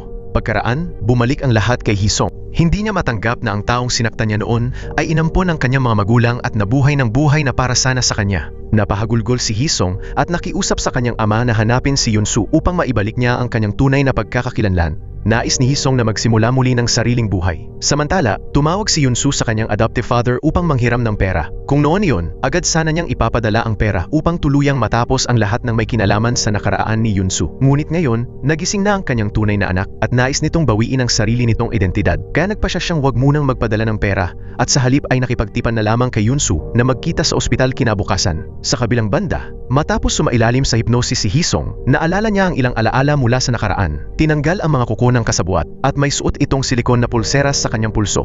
Pag-uwi niya, naghanap siya ng impormasyon online at nalaman na ang pulseras ay gawa ng ospital ni Director Choi bilang bahagi ng kanilang promosyon. Nagtaka siya kung ano ang kinalaman nito sa kanya. Nasa istasyon ng pulisya si Ji-won. Nang matanggap niya ang tawag sa telepono, sinabi ng taong nasa kabilang linya na siya raw si Yun-soo. Sa katunayan, si Yunsu nga ang tumawag. Nais niyang magbigay ng impormasyon sa pulisya tungkol sa sindikato ng kidnapping at human trafficking, pati na rin sa kasabwat sa serial murder ng kanyang ama. Dahil may transaksyon sila ngayong gabi, may hawak din silang impormasyon tungkol sa tunay na kasabwat ng kanyang ama. Labis na nag-aalala si Jiwon para sa kanyang asawa dahil napakadelikado ng organisasyong iyon. Natural na hindi basta-basta maniniwala ang pulisya sa mga salita ng isang murder suspect na mahigit 10 taon nang nagtatago. Gayunpaman, batay sa impormasyong ibinigay ni Yunsu, nagsagawa ng investigasyon ang pulisya. Mabilis nilang napatunayan na totoo ang impormasyong iyon. Ang babaeng nakilala ni Jiwon kahapon ay talagang may kaugnayan sa sindikato. Dahil dito, nagkasundo ang dalawang panig. Tutulong si Yunsu sa pulisya upang pabagsakin ang human trafficking organization. Kasabay nito, tutulungan din niya silang hanapin ang tunay na kasabwat. Kapalit nito, poprotektahan ng pulisya ang pagkakakilanlan ni Yunsu upang makakala pa sila ng mas maraming impormasyon. Ngunit nang magharap-harap na sila, nais ni J-Sub na samantalahin ang pagkakataong ito upang hulihin si Yunsu. Kapag nasira ang sindikato at natagpuan ang tunay na kasabwat, maaaring mapawalang sala si Yunsu sa kasong pagpatay sa kanyang ama. Subalit nananatili pa rin siyang puganting suspek sa kaso ng pagpatay sa hepe ng nayon. Kaya matapos mahuli ng pulisya ang mga gangster na dumukot kay Yunsu, nagpasya si J-Sub na ipahuli rin si Yunsu sa kanyang mga tauhan. Mariing tumutol si Jiwon. Para sa kanya, hindi nag-atubiling ilantad ni Yunsu ang pagkakakilanlang matagal niyang itinago. Isinapanganib ni Yunsu ang kanyang buhay upang tulungan ang pulisya na pabagsakin ang sindikato. Dahil dito, maraming biktima ng kidnapping ang nailigtas. Pakiramdam ni Jiwon ay napakaduwag ng naging hakbang ng pulisya. Sumang-ayon din ang iba pang mga pulis sa opinyon ni Jiwon. Para sa kanila, hindi pa naman huli ang lahat upang hulihin si Yunsu sa kalaunan. Samantala, pumunta si Yunsu kay Director Choi upang kunin ang pera. Biglang sinabi ni Director Choi na kaya niyang ibigay kay Yunsu ang halagang 10 beses nito. Ang kailangan lang ay tahimik na lumayo si Yunsu at titiyakin niyang aalagaan ang pamilya nito. Ngunit agad itong tinanggihan ni Yunsu dahil ayaw niyang ipagkatiwala ang kanyang pamilya kaninuman. Nang paalis na si Yunsu, tinawag siya ni Director Choi at nagpaalam ng may makahulugang tono. Pagsapit ng gabi, umalis sina Yunsu at Moojin. Ang pulisya naman ay armado at nagsimula na ring kumilos. Nauna nang tinawagan ni Jiwon ang suspek. Ginamit niya ang kanyang pagkakakilanlan bilang pulis upang mapilit si Yunsu na ipaliwanag kung bakit niya itinago ang music player. Inamin ni Yunsu na nakaimbak doon ang boses ng kanyang ina. Bagamat na-diagnose si Yunsu bilang walang emosyon, hindi maintindihan ng doktor kung bakit niya itinago ang music player ng napakatagal. Naunawa ni Jiwon na ang kanyang asawa ay sabik sa pagmamahal. Sa luha, pinaalalahanan niya itong mag-ingat at huwag masaktan. Pagkatapos noon, agad niyang ibinaba ang tawag na nagdulot ng pagdududa kay Yunsu. Naisip niya kung natuklasan na ba ng kanyang asawa ang kanyang lihim. Samantala, muling tumawag sa istasyon ng pulisya ang matandang babae mula sa nayon ng Jeonju. Ngunit sa pagkakataong ito, si J-Sub ang sumagot. Sinabi ng matanda na may naiwan si Moojin sa kanyang bahay noong nakaraan. Itinago ito ni J-Sub kay Jiwon at siya mismo ang kumuha at nagpaayos ng bagay na iyon. Pagkatapos maayos, binuksan ito ni J-Sub at pinakinggan ang laman. Doon lamang niya nalaman na ang Yunsu na matagal nang hinahanap ng pulisya ay namumuhay sa ilalim ng pagkakakilanlan bilang asawa ni Jiwon. Naalala ni J-Sub na sa tuwing nababanggit si Yunsu, nawawala sa kontrol ang emosyon ni Jiwon. Dahil dito, malaki ang posibilidad na alam na niya ang lihim na ito. Galit na bumalik si J-Sub sa istasyon at hinila palabas si Jiwon sa gitna ng pulong. Tinanong niya ito kung alam ba niyang suspek ang kanyang asawa, ngunit itinago pa rin ang katotohanan upang tulungan itong linlangin ang kanyang mga kasamahan. Nanatiling tahimik si Jiwon. Nang marinig niyang balak hulihin ni J-Sub ang kanyang asawa, bigla siyang umiyak at lumuhod. Nakiusap siya sa kanyang mga kasamahan na bigyan siya ng panahon upang patunayan ang kawalang sala ng kanyang asawa. Walang balak magpakita ng awa si J-Sub. Para sa kanya, hinayaan ni Jiwon na manaig ang personal na damdamin sa kanyang trabaho, kaya siya nalinlang ng sarili niyang asawa. Sa huli, nagpasya si J-Sub na bigyan siya ng isang gabi upang patunayan ito. Kinabukasan, siya mismo ang pupunta upang hulihin ang asawa ni Jiwon. Samantala, dumating si Yunsu sa lugar upang ihatid ang pera sa lider ng mafia. Matapos matanggap ang buong halaga, isinulat ng lider ang lokasyon ng delivery sa papel. Sinadya ni Yunsu na basahin muli ang address. Narinig ito ni Moojin sa labas. Sa pamamagitan ng wiretap, itinala ni Moojin ang address at ipinaalam agad sa pulisya. Walang pag-aatubili, agad na kumilos ang mga pulis. Makalipas ang ilang minuto, dumating sila sa lugar ng delivery. Inaresto nila ang mga kriminal at nailigtas ang mga bihag na nakakulong sa loob. Samantala, ibibigay na sana ng lider ang larawan ng kasabwat kay Yunsu nang biglang may tumawag sa telepono. Agad niyang inagaw pabalik ang larawan at sinagot muna ang tawag. Hindi inaasahan, si Director Choi pala ang tumatawag. Ibinunyag ni Director Choi na nakipagtulungan na si Yunsu sa pulisya. At kung makikipagtulungan pa ang lider kay Yunsu, tiyak na maaresto rin siya. Sa halip, pinalok ni Director Choi ang lider na magtrabaho para sa kanya. Nangako siyang babayaran ito ng doble sa halagang ibinigay ni Yunsu. Nang marinig ang tungkol sa pera, ngumiti ang lider at itinabi ang larawan. Nagpa siya ang boss na itigil na ang transaksyon kay Yunsu. Inutusan niya ang kanyang mga tauhan na itali si Yunsu. Sa gitna ng kaguluhan, biglang tumunog ang fire alarm. Nagpadala ang boss ng isang tauhan upang mag-imbestiga. Napag-alamang ang taong iyon ay si Moojin. Nagpanggap si Moojin na isa lamang nawawalang tao. Habang hindi nakatingin ang boss, biglang inispray ni Mujin ang fire extinguisher diretso sa mukha ng boss. Pagkatapos, tumakbo si Mujin upang iligaw siya papunta sa parking lot. Doon, nagtago siya sa ilalim ng isang sasakyan at nagbukas ng live stream upang ilantad ang mga krimen ng boss. Ngunit sa malas, natuklasan si Mujin ng isa pang tauhan. Hinila siya palabas, winasak ang kanyang cellphone at sinaktan siya. Samantala, sa loob ng silid, napagtanto ng boss na nabunyag na ang kanilang taguan. Kaya binuhusan niya ng gasolina ang buong silid, balak burahin ang lahat ng ebidensya ng krimen. Kasabay nito, nais din niyang patayin si Yun-soo. Sa mismong sandaling sisindihan na niya ang apoy, isang baril ang itinapat sa kanyang ulo. Si Ji-won pala iyon, na sinundan ang lokasyon ng kanyang asawa at nakarating doon. Dahil dito, nailigtas ni Ji-won si Yun-soo sa oras. Napilitan ng boss na itaas ang kanyang mga kamay at sumuko. Ngunit habang ginagapos ni Ji-won ang boss, bigla niya itong inatake. Muling nagbago ang sitwasyon. Sinakal ng boss si Ji-won. Si Yun-soo, na nakagapos malapit doon, ay labis na nag-alala para sa kanyang asawa. Nagpumiglas si Yun-soo. Sa wakas, nakawala siya sa tali at sinugod ang boss. Sinuntok niya ito hanggang sa bumagsak sa sahig. Sunod-sunod na suntok ang pinakawalan ni Yun-soo. Nawalan siya ng kontrol sa galit, halos hindi na mapigilan ang sarili. Kung hindi siya pinigilan ni Ji-won, muntik na siyang makapatay ng tao. Sinabi ni Ji-won kay Yun-soo na paparating na ang pulis. Dagdag pa niya, alam na ng mga pulis ang tunay na pagkakakilanlan ni Yun-soo. Itinulak niya si Yun-soo palayo at sinabi na tumakas siya ngayong gabi. Doon lamang napagtanto ni Yun-soo na matagal nang alam ni Ji-won ang kanyang tunay na identidad. Ngunit patuloy pa rin siyang pinrotektahan. Tahimik siyang tumayo sa likuran niya. Palaging sinasalo ang lahat. Sa desperadong pag-uudyok ng kanyang asawa, mabigat ang hakbang na lumayo si Yun-soo. Sa labas, dumating na ang pulis. Inaresto nila ang tauhan at nailigtas si Mujin. Nang tumakbo si Mujin upang hanapin si Yun-soo, si Ji-won na lamang ang naiwan sa silid kasama ang boss. Umalis si Yun-soo sakay ng kotse, ngunit magulo ang kanyang isipan. Sa huli, ang pinakakinatatakutan niya ay malapit nang mangyari, ang mawalan ng asawa. Sa pag-iisip nito, natakot at nataranta siya. Tinawagan ni Yun-soo si Ji-won, ngunit hindi siya sumagot. Gayunpaman, sumakay si Ji-won ng taxi upang sundan ang kanyang asawa. Kailanman, hindi pa niya nakita si Yun-soo na ganoon kataranta. Kitang-kita sa mukha ni Yun-soo ang lahat ng kanyang pag-aalala. Ang mga iyon ay tunay na damdaming nararamdaman niya para kay Ji-won.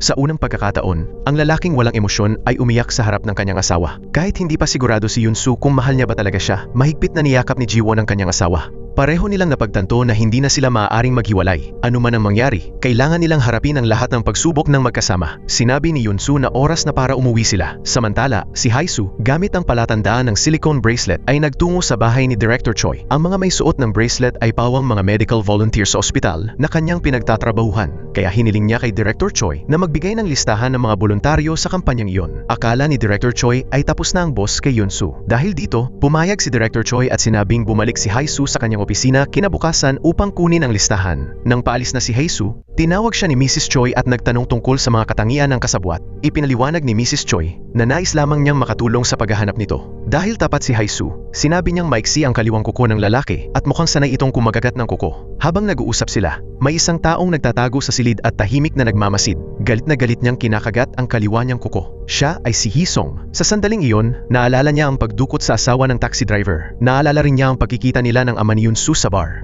Malinaw na si Hee-sung ang kasabwat. Sa ospital, nagising ang boss. Nilinlang niya ang mga pulis upang lumapit at gamutin ang kanyang sugat.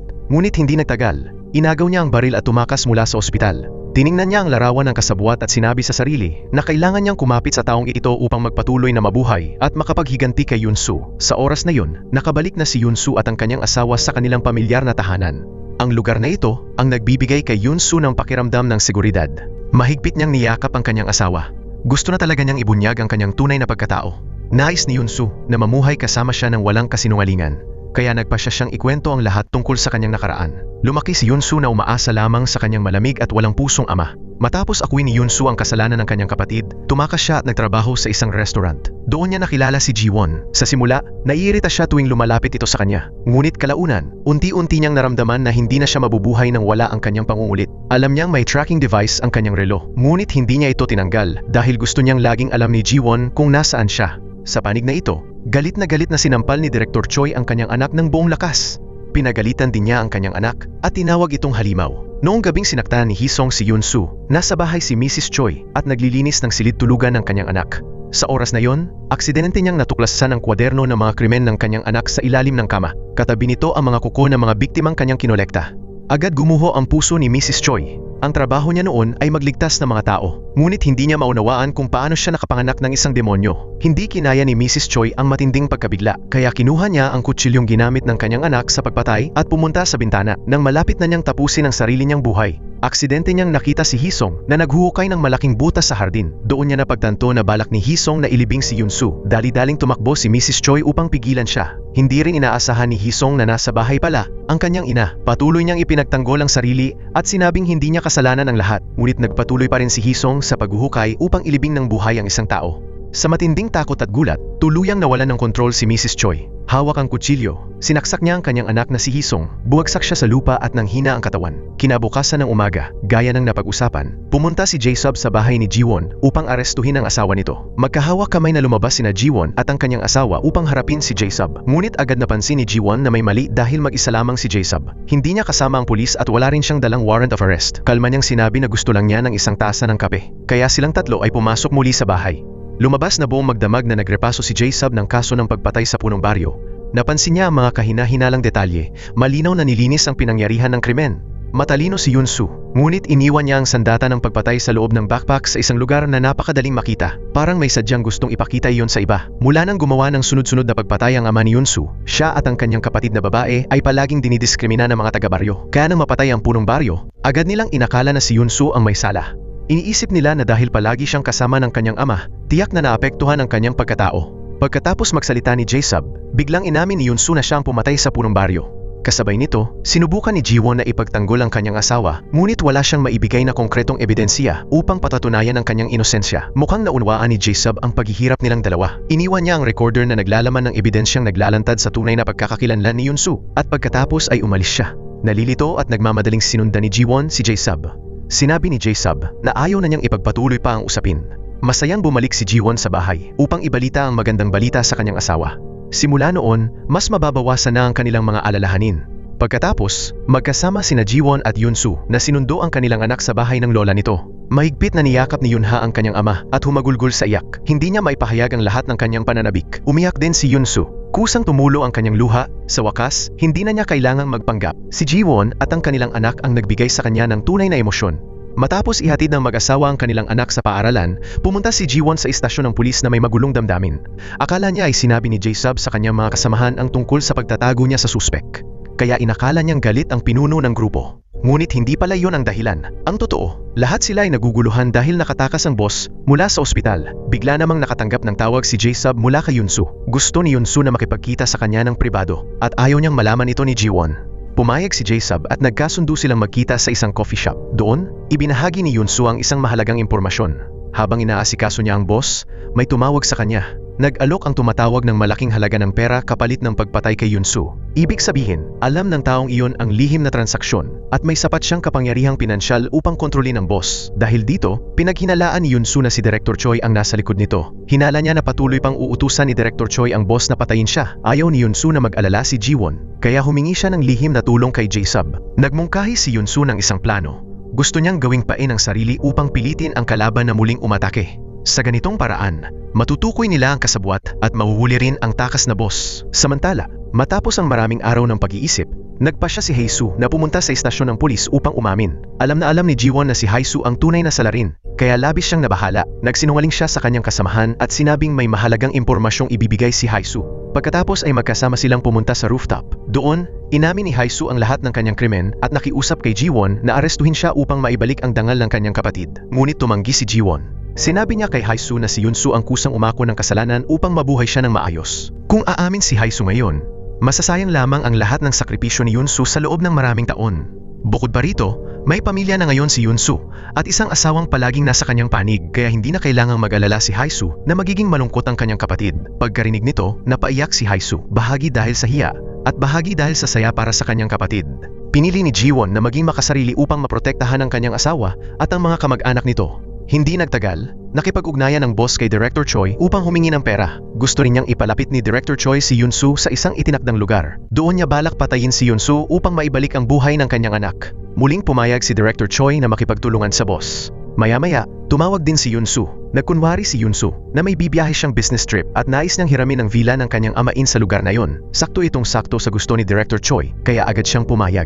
Kaagad din niyang ipinaalam sa boss ang balitang ito upang planuhin ang pagpatay. Ngunit hindi niya inasahan na may isa pang tao sa bahay. Ito ay ang kasambahay. Ang babaeng ito ay pipi, ngunit hindi bingi. Palihim niyang narinig ang kanilang pag-uusap. Kaya nagsulat siya ng isang sulat at ibinigay ito kay Mrs. Choi. Ang laman nito ay isang banta ng panginikil. Hindi pumayag si Mrs. Choi. Nagkaroon ng komprontasyon ang dalawa. Sa kasamaang palad, natulak ng kasambahay si Mrs. Choi na tumama ang ulo sa gilid ng mesa at malubhang nasugatan. Sa sandaling iyon, lumabas si Hisong mula sa kwarto. Nang makita niyang sinasaktan ang kanyang ina, labis siyang nagalit. Hindi pa rin namamalayan ng kasambahay ang panganib. Patuloy pa rin siyang gumagawa ng senyas upang humingi ng pera. Hindi niya inaasahan na biglang tatayo si Hisong mula sa wheelchair. Sa takot, tumakbo palabas ang kasambahay. Ngunit nahila pa rin siya pabalik sa loob. Agad siyang pinatay ni Hisong doon mismo.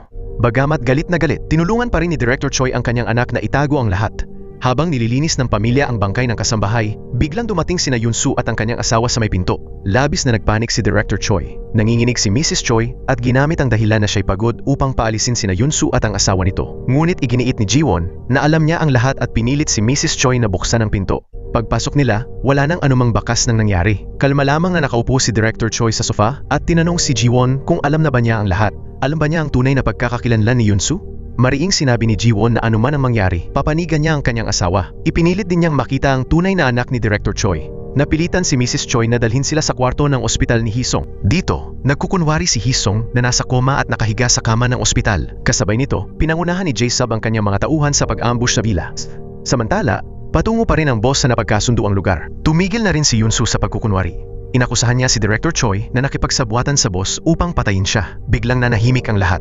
Ang totoo, pumunta sina Yunsu at Jiwon upang hulihin si Director Choi. Ngunit hindi nila inasahan na sila pala ang mahuhulog sa bitag nito. Sa kabilang panig, nakahuli si Jae-sub ng isang suspek. Ngunit napagtanto nilang hindi ito ang boss, kundi ang katiwala lamang ng villa. Ipinadala siya ni Director Choi. Labis ang pagkadismaya ni Yunsu nang matanggap ang balita. Napakaliit ng tingin niya sa kanyang amain.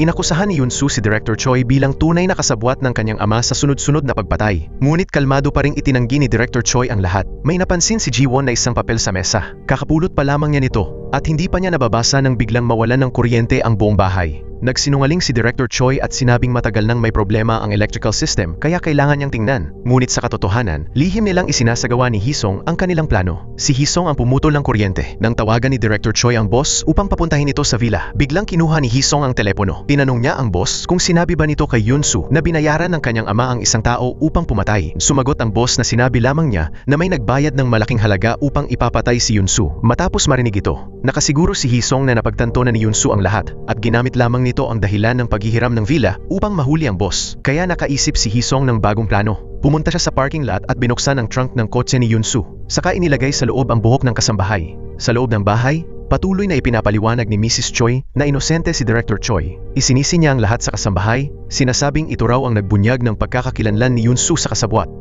Tahimik lamang na nakinig sina Jiwon at Yunsu sa kanyang mga kasinungalingan. Napansin ni Mrs. Choi na patay pa rin ang ilaw, kaya ginamit niya yon bilang dahilan upang pumasok sa kusina at magsindi ng kandila. May kutob si Jiwon na may mali, ngunit wala siyang napansing kahina-hinala. Biglang umalingaw-ngaw ang sigaw ni Mrs. Choi mula sa kusina. Dali-daling pumasok si Yunsu. Maingat niyang tinulungan ang kanyang adoptive mother na pulutin ang mga bagay na nalaglag sa sahig. Hindi niya namalayang naiwan niya roon ang kanyang mga fingerprint. Sa huli, napilitan sina Yunsu at Jiwon na umuwi. Pakiramdam ni Jiwon ay masyado ng delikado ang sitwasyon, kaya pinayuhan niya ang kanyang asawa na tumigil na at ipaubayan na ang kaso sa pulisya. Ngunit hindi sumuko si Yunsu. Balak niyang hanapin ang kasambahay upang magsiyasat pa. Buong gabi nagbantay si Jiwon sa istasyon ng pulis upang ipagpatuloy ang investigasyon, habang natulog naman si Yunsu sa bahay. Sa kalagitnaan ng gabi, nakatanggap si Yunsu ng tawag mula sa isang hindi kilalang numero. Ang taong nasa kabilang linya ng telepono ay binasa ang impormasyon tungkol sa pamilya ni Yunsu. Malinaw na ang kausap ay sadyang pinupukaw at pinoprovoka si Yunsu. Kaagad na ibinaba ni Yunsu ang tawag at hinanap ang numero ng telepono sa internet. Nalaman ni Yunsu na ang tawag ay nagmula sa isang pampublikong phone booth, kaya agad siyang umalis ng bahay upang tingnan kung may mahahanap siyang anumang bakas. Ngunit pagdating niya roon, isang nagbabantang mensahe lamang ang kanyang nakita na nakasulat. Sa sandaling iyon, wala pa ring ideya si Yunsu na siya ay tuluyan ng nahulog sa bitag ng ibang tao. Kinabukasan, natagpuan ng pulisya ang bangkay ng katulong sa isang kagubatan. Natagpuan din nila ang mga fingerprint ng suspek. Ang kasong ito ay itinalaga sa pangkat ni Jiwon. Naalala niya na sinabi ng kanyang anak na lumabas ang kanyang ama kagabi. Sinabi rin ni Yunsu na kailangan niyang hanapin ang katulong. Lubos siyang nag-alala. agad siyang umuwi upang kumuha ng mga fingerprint mula sa bote ng hairspray na madalas gamitin ng kanyang asawa. Pagkatapos, ikinumpara niya ang mga ito sa fingerprint na nakuha sa tape at nadiskubre niya na perpektong magkatugma ang dalawang fingerprint. Nawalan ng pag-asa si Ji-won. Muli na namang na-frame ang kanyang asawa. Sa harap ng napakalinaw na ebidensya, mahirap itong itanggi. Samantala, nasa bahay si Yoon-soo. Sina Mujin at ang kapatid ni Yoon-soo ay sinuri ang boses mula sa tawag noong nakaraang araw. Napag-alaman nila na ang tumawag ay ang tunay na kasabwat dahil pareho ito ng tono ng boses ng taong nagbanta sa asawa ng trooper ng taxi. At tiyak na hindi ito si Director Choi. Dahil dito, nagpa siya si Yoon-soo na hanapin ang boss. Gagamitin niya ito upang matunton ang tunay na kasabwat. Ngunit nang tawagan niya ang boss, hindi niya inasahan na ang sasagot sa telepono ay ang asawa ng trooper ng taxi. Mahigit 10 taon na ang lumipas, ngunit buhay pa rin siya. Gayunman, tuluyan na siyang nawalan ng alaala. Lubhang nagulat si Yoon-soo. Matapos niyang makumpirma ang pagkakakilanlan ng kausap, sinubukan niyang alamin kung nasaan ito. Ngunit biglang inagaw ng boss ang telepono. Nalaman na ang taong dumukot sa kanya noon ay si Hee-sung. Inakala ng ama ni Yoon-soo na naging pabaya si Hee-sung, kaya may saksi na nakakita sa mismong eksena ng pagdukot.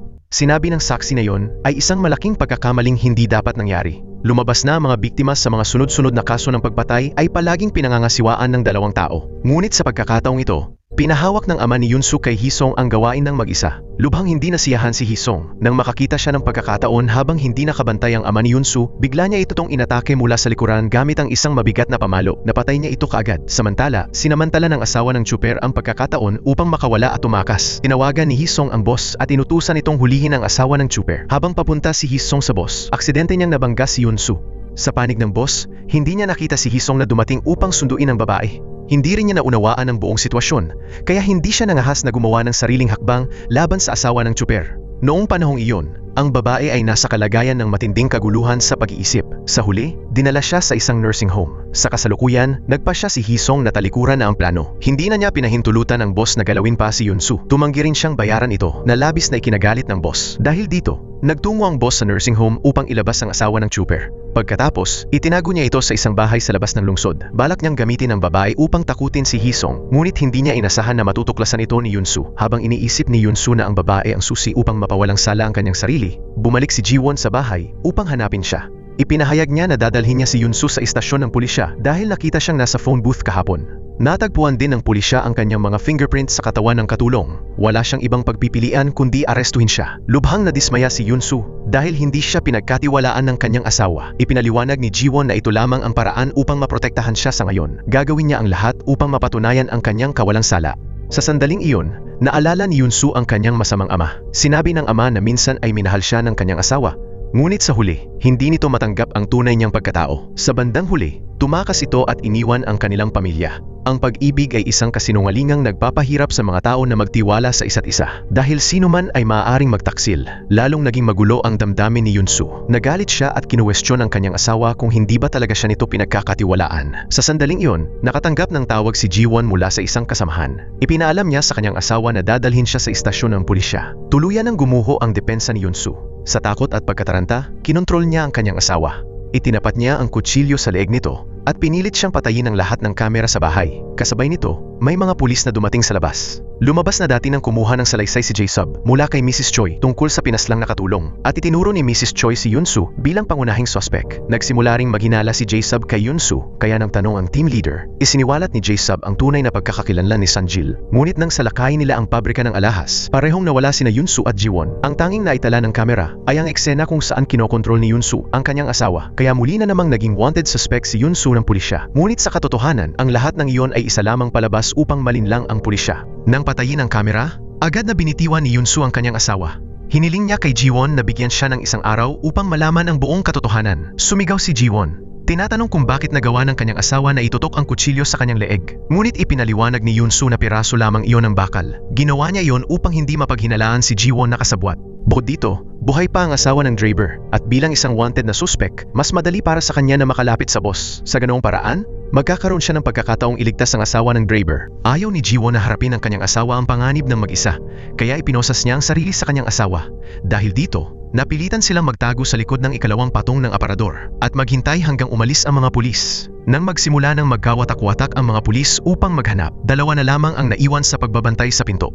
Sinamantala nila iyon at palihim na umakyat sa itaas. Inihanda nila ang pera at tumakas palabas ng likurang pinto. Samantala, ikinulong ng boss ang asawa ng Draper sa isang hawgla na bakal. Sa sandaling iyon, naalala niya ang mga mukha ni Hisong at ng ama ni Yunsu. Siya ay nagpanik at nakiusap sa boss na palayain siya roon. Ngunit wala itong balak na pakawalan siya. Sa halip, tinawagan ito si Hisong at nagbanta na buhay pa ang asawa ng Draper. Kung hindi magbabayad si Hisong, isusumbong niya ito sa pulis at pareho silang makukulong. Nanlamig ang mga mata ni Hisong. Pumayag siyang makipag-deal sa boss. Ngunit sa kaibuturan ng kanyang puso, may mas masamang plano ang unti-unting nabuo. Sa panahong iyon, naging pinakamainit na balita ang tungkol sa isang suspek sa pagpatay na nagkunwaring iba at nagpakasal sa isang babaeng pulis. Nang marinig ito, labis na nadurog ang loob ng ina ni Jiwon. Si Yunha naman ay litong-lito at hindi maunawaan kung ano ang nangyayari. Samantala, nagtago sina Yunsu at ang kanyang asawa sa isang hotel. Doon, ibinahagi nilang dalawa ang lahat ng kanilang iniisip. Walang pakialam si Yunsu sa paninisi ng iba, ngunit ngayon ay labis siyang nalulungkot dahil nagduda sa kanya ang kanyang asawa. Para kay Jiwon, ang istasyon ng pulis ang pinakaligtas na lugar, kaya nais niyang dalhin doon ang kanyang asawa at saka na lamang mag-imbestiga. Ngunit dahil wala siyang alam na detalye tungkol kay Yunsu, hindi niya magawang lubos na magtiwala. Marihing iginit ni Yunsu na wala siyang pinatay. Mahigpit na niyakap ni Jiwon ang kanyang asawa. Sapat na para sa kanya ang isang beses na pagpapatunay na iyon. Nang kumalma na sila at muling magtiwala sa isa't isa, tinanggal ni Yunsu ang mga posas at ipinagpatuloy nila ang pag-uusap tungkol sa plano. Sinabi ni Yunsu na balak niyang makipagtulungan sa boss upang mahuli ang tunay na kasabwat. Pagkatapos, tinawagan niya ang boss. Mula simula hanggang dulo, naitala ang kanilang usapan. Iminungkahi ni Yunsu ang isang plano. Kung papayag ang boss na makipagtulungan, makukuha nito ang pera, mahuhuli ni Yunsu ang kasabwat at mabubuhay ang asawa ng Draper. Dahil dito, nagsimulang mag-alinlangan ang boss. Ayaw ni Yunsu na madamay ang kanyang asawa sa mapanganib na planong ito. Tumawag siya sa receptionist upang humingi ng tuwalya. Saka niyakap si Jiwon at sinabi na mahal niya ito. Bigla niyang ipinosa si Jiwon sa isang lugar. Nakiusap si Jiwon na isama siya, ngunit nanatiling matatag si Yunsu. Hinalikan niya ang kanyang asawa bilang pamamaalam, nangakong babalik siyang ligtas at umalis. Kalaunan, natagpuan ng mga kasamahan ni Jiwon siya at tinanggal ang mga posas. Dinala niya ang recording sa kanyang mga nakatataas upang patunayan na inosente ang kanyang asawa. Bagamat suspek pa rin si Yunsu sa pagkamatay ng katulong, kinailangan na ngayong imbestigahan ang tunay na kasabwat. Hindi inaasahan, pumanig ang hepe ng pulisya kay Director Choi. Kamakailan lamang, inimbitahan siya ng ministro na magkape kasama si Director Choi. Isang malinaw na paalala na kung nais niyang manatili sa pwesto, hindi dapat mapahamak ang pamilya ni Director Choi. Kaya kahit lihim ang impormasyon tungkol sa pagliligtas kay Jiwon, palihim pa ring tinawagan ng hepe si Director Choi upang ipaalam ito. Kasabay nito, may isang kahina-hinalang lalaking nakamask ang lumitaw sa harap ng bahay ni Haisu. Nang makita siya, nagpanik ito at tumakbo palayo. Ngunit sa pagtakbo niya sa eskinita, inambus at hinuli siya ng dalawang pulis. Inakala nilang siya si Yunsu. Pinaghinalaan naman ni Haisu na siya ang kasabwat. Ngunit sa katotohanan, isa lamang siyang reporter na naghahanap ng eksklusibong balita. Nang gabing iyon, umuwi sina Haisu at Yunha sa bahay ng kapatid ni Haisu. Mula sa malayo, may isang lalaking nakamask na nakatayo at nagmamasid. Sa paanan nito ay may sirang kandado ng pinto. Pag-akyat ni Haisu, napansin niyang may pumasok sa bahay. Habang nag-iimpake siya upang isama ang kanyang pamangkin pauwi, bigla siyang nakarinig ng ingay sa sala. Nang silipin niya, laking gulat niya nang makitang matagal nang nakaupo roon ang lalaking nakamask. Tinawag siya nitong Jiwon. Doon niya napagtanto na siya ang tunay na kasabwat at napagkamalan siya bilang si Jiwon. Kaya sinabi niya kay Yunha na ikandado ang pinto at mariing binilin na anuman ang mangyari, bawal itong lumabas. Kalmado niyang sinuot ang ID ni Jiwon at lumabas upang harapin ang lalaking nakamask. Siya si Hisong, ang taong nagbigay sa kanya ng keychain na hugis isda noong libing ng kanyang ama. Bigla niyang hinugot ang isang kutsilyo at sinaksak si Haisu sa tiyan. Pagkatapos nito, inagaw niya ang name tag ni Jiwon at tumakas. Sa kabutihang palad, nauna nang nagpunta si Mujin upang hanapin si Haisu. Ngunit ang nakita lamang niya sa rooftop ay ang maleta nito. Nang tumawag siya, nalaman niyang pumunta si Haisu sa bahay ng kanyang kapatid upang mag-empake ng gamit para sa kanyang pamangkin. Dahil dito, dali-dali rin siyang nagtungo roon. Dahil sa tamang oras ng kanyang pagdating, natuklasan niya ang kritikal na kalagayan ni Haisu at agad siyang tumawag ng ambulansya. Samantala, si Haisu ay nasa parehong sasakyan kasama ang boss. Sa ngayon, ang boss ay wala sa panig ni Numan. Pinayagan niyang makipagkita si Haisu sa asawa ng driver. Ngunit hindi niya ibinunyag ang pagkakakilanlan ng kasabwat dahil nais pa rin niyang makakuha ng pera mula rito. Mag-isang nakaupo si Haisu sa silid, kaharap ang asawa ng driver. Pinutol niya ang tali ng bakal na pinto at pinalitan ito ng kandado. Tiniyak ni Haisu na iisa lamang ang susi na makapagbubukas nito. At ang susi ay ibinigay sa kanya upang siya mismo ang mag-ingat. Iyon ang paraan niya upang masiguro ang kanyang kaligtasan. Samantala, matagumpay namang nakuha ni Jiwon ang black box chip ng sasakyan. Nakapark sa tapat ng phone booth, dinala niya ito sa istasyon ng pulisya para sa pagsusuri at doon niya nadiskubre ang isang kahina-hinalang tao. Sigurado siyang ito ang tumawag upang ilabas ang kanyang asawa. Habang lahat ay nagdududa, biglang nakatanggap si Jiwon ng nakakagulat na balita. Pagdating niya sa bahay, naroon ang rescue team. Ngunit hindi naglakas loob si Yunha na buksan ang pinto dahil naalala niya ang mga tagubilin ni Haisu. Nang marinig lamang niya ang tawag ng kanyang ina, sa kanya binuksan ang pinto at humagulgol sa mga bisig nito. Nagpa siya ang hepe ng pulisya na magpakalat ng pekeng balita na patay na si Jiwon. Samantala, si Jiwon ay nasa ospital kasama si Mujin. Hiniling ni Mujin kay Jiwon na bantayan si Haisu. Siya naman ay tatakbo upang kunin ang listahan ng mga hospital volunteer mula kay Director Choi dahil sinabi ni Haisu na naroon ang pangalan ng kasabwat. Nang marinig ito ni Jiwon, gusto niyang sumama kay Mujin upang mas makaalam pa. Ngunit nakatanggap siya ng tawag mula sa isang kasamahan na nagsabing kailangan niyang pekein ang kanyang pagkamatay sa araw na iyon. Kasabay nito, nagdala si Hisong ng pera upang makipagkita sa boss. Pinangunahan siya ng boss pababa sa basement kung saan nakakulong ang asawa ng driver. Nang bumalik sila sa lugar ng dating krimen, naging kakaibang kalmado ang pakiramdam ni Hisong. Tinitigan ng boss ang bunto ng pera at sinubukang singhutin ang amoy nito. Ipinihit niya ang kanyang mga mata. Wari ini-imagine ang marangyang buhay. Ngunit hindi niya inaasahan na nahulog na pala siya sa patibong ni Hisong. Lumalabas na nilagyan ni Hisong ng laso ng daga ang bunto ng pera. Napakalakas ng lasong ito, isang singhot lamang ay maaaring ikamatay niya. At totoo nga, nang ibigay ng boss ang susi kay Hisong at siya'y makalakad ng ilang hakbang, nagsimulang dumugo ang kanyang ilong. Ngunit sinubukan pa rin ng boss na magpatuloy. Hindi na ito pinansin ni Hisong dahil alam niyang hindi na magtatagal ang buhay ng boss. Ang hindi niya alam, nasa paningin na siya ni Yunsu. Sa sandaling iyon, nagtatago si Yunsu sa isang sulok, naghihintay ng tamang pagkakataon upang umatake. Samantala, sa istasyon ng pulisya, nadiskubre ni na Jiwon at ng kanyang mga kasamahan ang isang kahina-hinalang detalye sa autopsy report ng katulong, may tofu sa kanyang tiyan. Ngunit nang magsiyasat sila, nalaman nilang ang delivery noong gabi ay walang pagkaing may tofu. Ibig sabihin, ang nasa kanyang tiyan ay pagkaing kinain niya noong tanghali. Nangangahulugan ito na napatay ang katulong noong tanghali pa lamang. At ang taong nagkunwaring katulong at umalis ng bahay noong gabi ay si Mrs. Choi. Layunin nitong iligaw ang pulisya. Bumalik din si Mrs. Choi sa bahay ng katulong upang mag-order ng hapunan. Ang dahilan kung bakit matalino si Hisong, ngunit hindi napansin ang kamera ng sasakyan sa phone booth, ay dahil siya ay nakoma sa loob ng 15 taon. Nang magising siya, hindi niya alam na may ganitong uri ng kagamitan sa sasakyan. Bukod pa rito, si Hisong ay anak ni Director Choi, kaya tiyak na kabilang si Hisong sa volunteer team. Sa sandaling iyon, dumating si Mujin sa bahay ni Director Choi at sinabi niyang nais niyang kunin ang listahan ng mga volunteer. Ngunit hindi sinasadyang nabanggit ni Mujin na ang nasugatan ay si Haisu. Nagkunwari ring pumayag si Director Choi na ibigay ang listahan.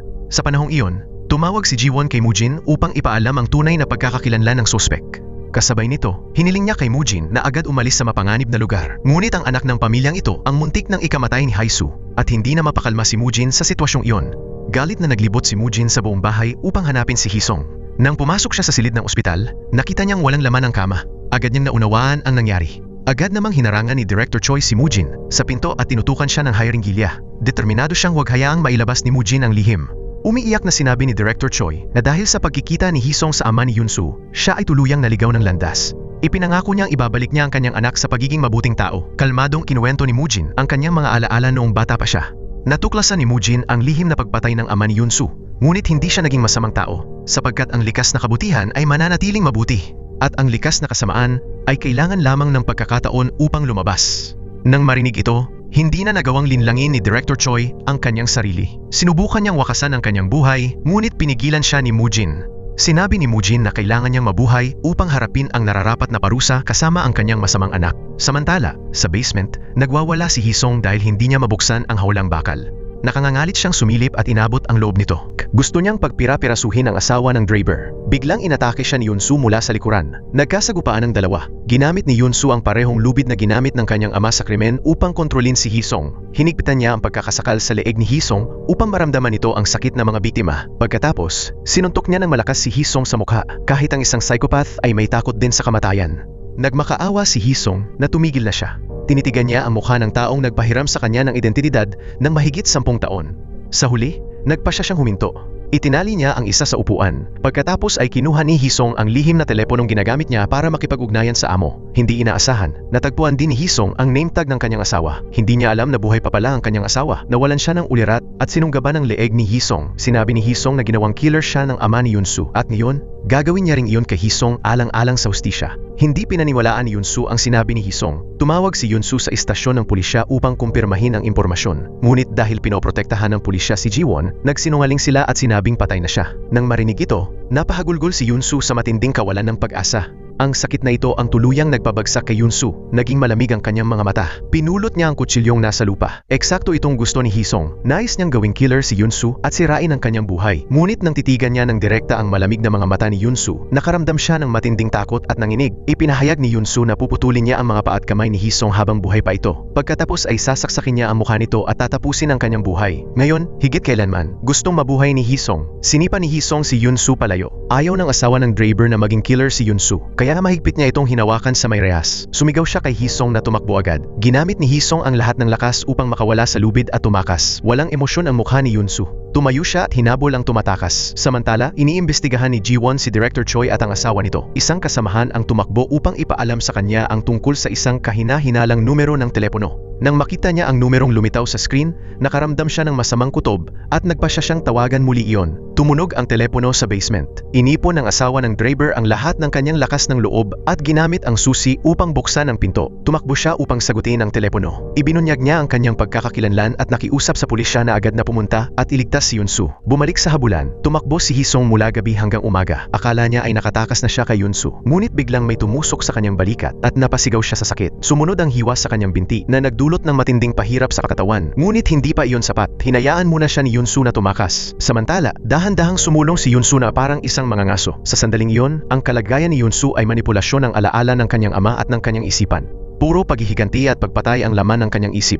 Sa kabilang banda, narating na ng pulisya ang gilid ng kagubatan. Matapos aliwin ang asawa ng Draber, agad na tumakbo si Ji-won papasok sa gubat upang hanapin ang kanyang asawa. Samantala, napilit si Hisong na mapunta sa gilid ng bangin. Mahina siyang lumaban. Dinaga ni Yunsu si Hisong at itinaas ang matalim na kutsilyo. Nang papatayin na sana niya si Hisong, isang tawag, asawa, ang humila pabalik sa tunay na sarili ni Yunsu. Si Ji-won iyon. Buhay pa siya, tinatawag ang kanyang pangalan. Ang mga pulis sa paligid ay nakatutok ang mga baril, handang pumutok anumang sandali. Si Ji-won, kahit nalalagay sa panganib, ay dahan-dahang lumapit sa kanyang asawa. Napahagulgol si Yunsu at binitawan si Hisong. Lumapit siya sa kanyang asawa. Pareho silang umiiyak at mahigpit na nagyakapan. Lumapit ang ilang pulis upang pusasan si Hisong. Ngunit minamaliit nila ang baliw na ito. Inagaw ni Hisong ang baril at agad na pinaputukan si Yunsu at ang kanyang asawa. Dalawang putok ang sabay na umalingaw-ngaw. Kasabay nito, pinaputukan din ng mga pulis si Hisong. Bumagsak sa lupa sina Yunsu at Hisong. Sa ilalim ng kamalayan ni Yunsu, nakita niya ang sarili na nakahiga sa tabi ng kanyang asawa sa isang payapang espasyo.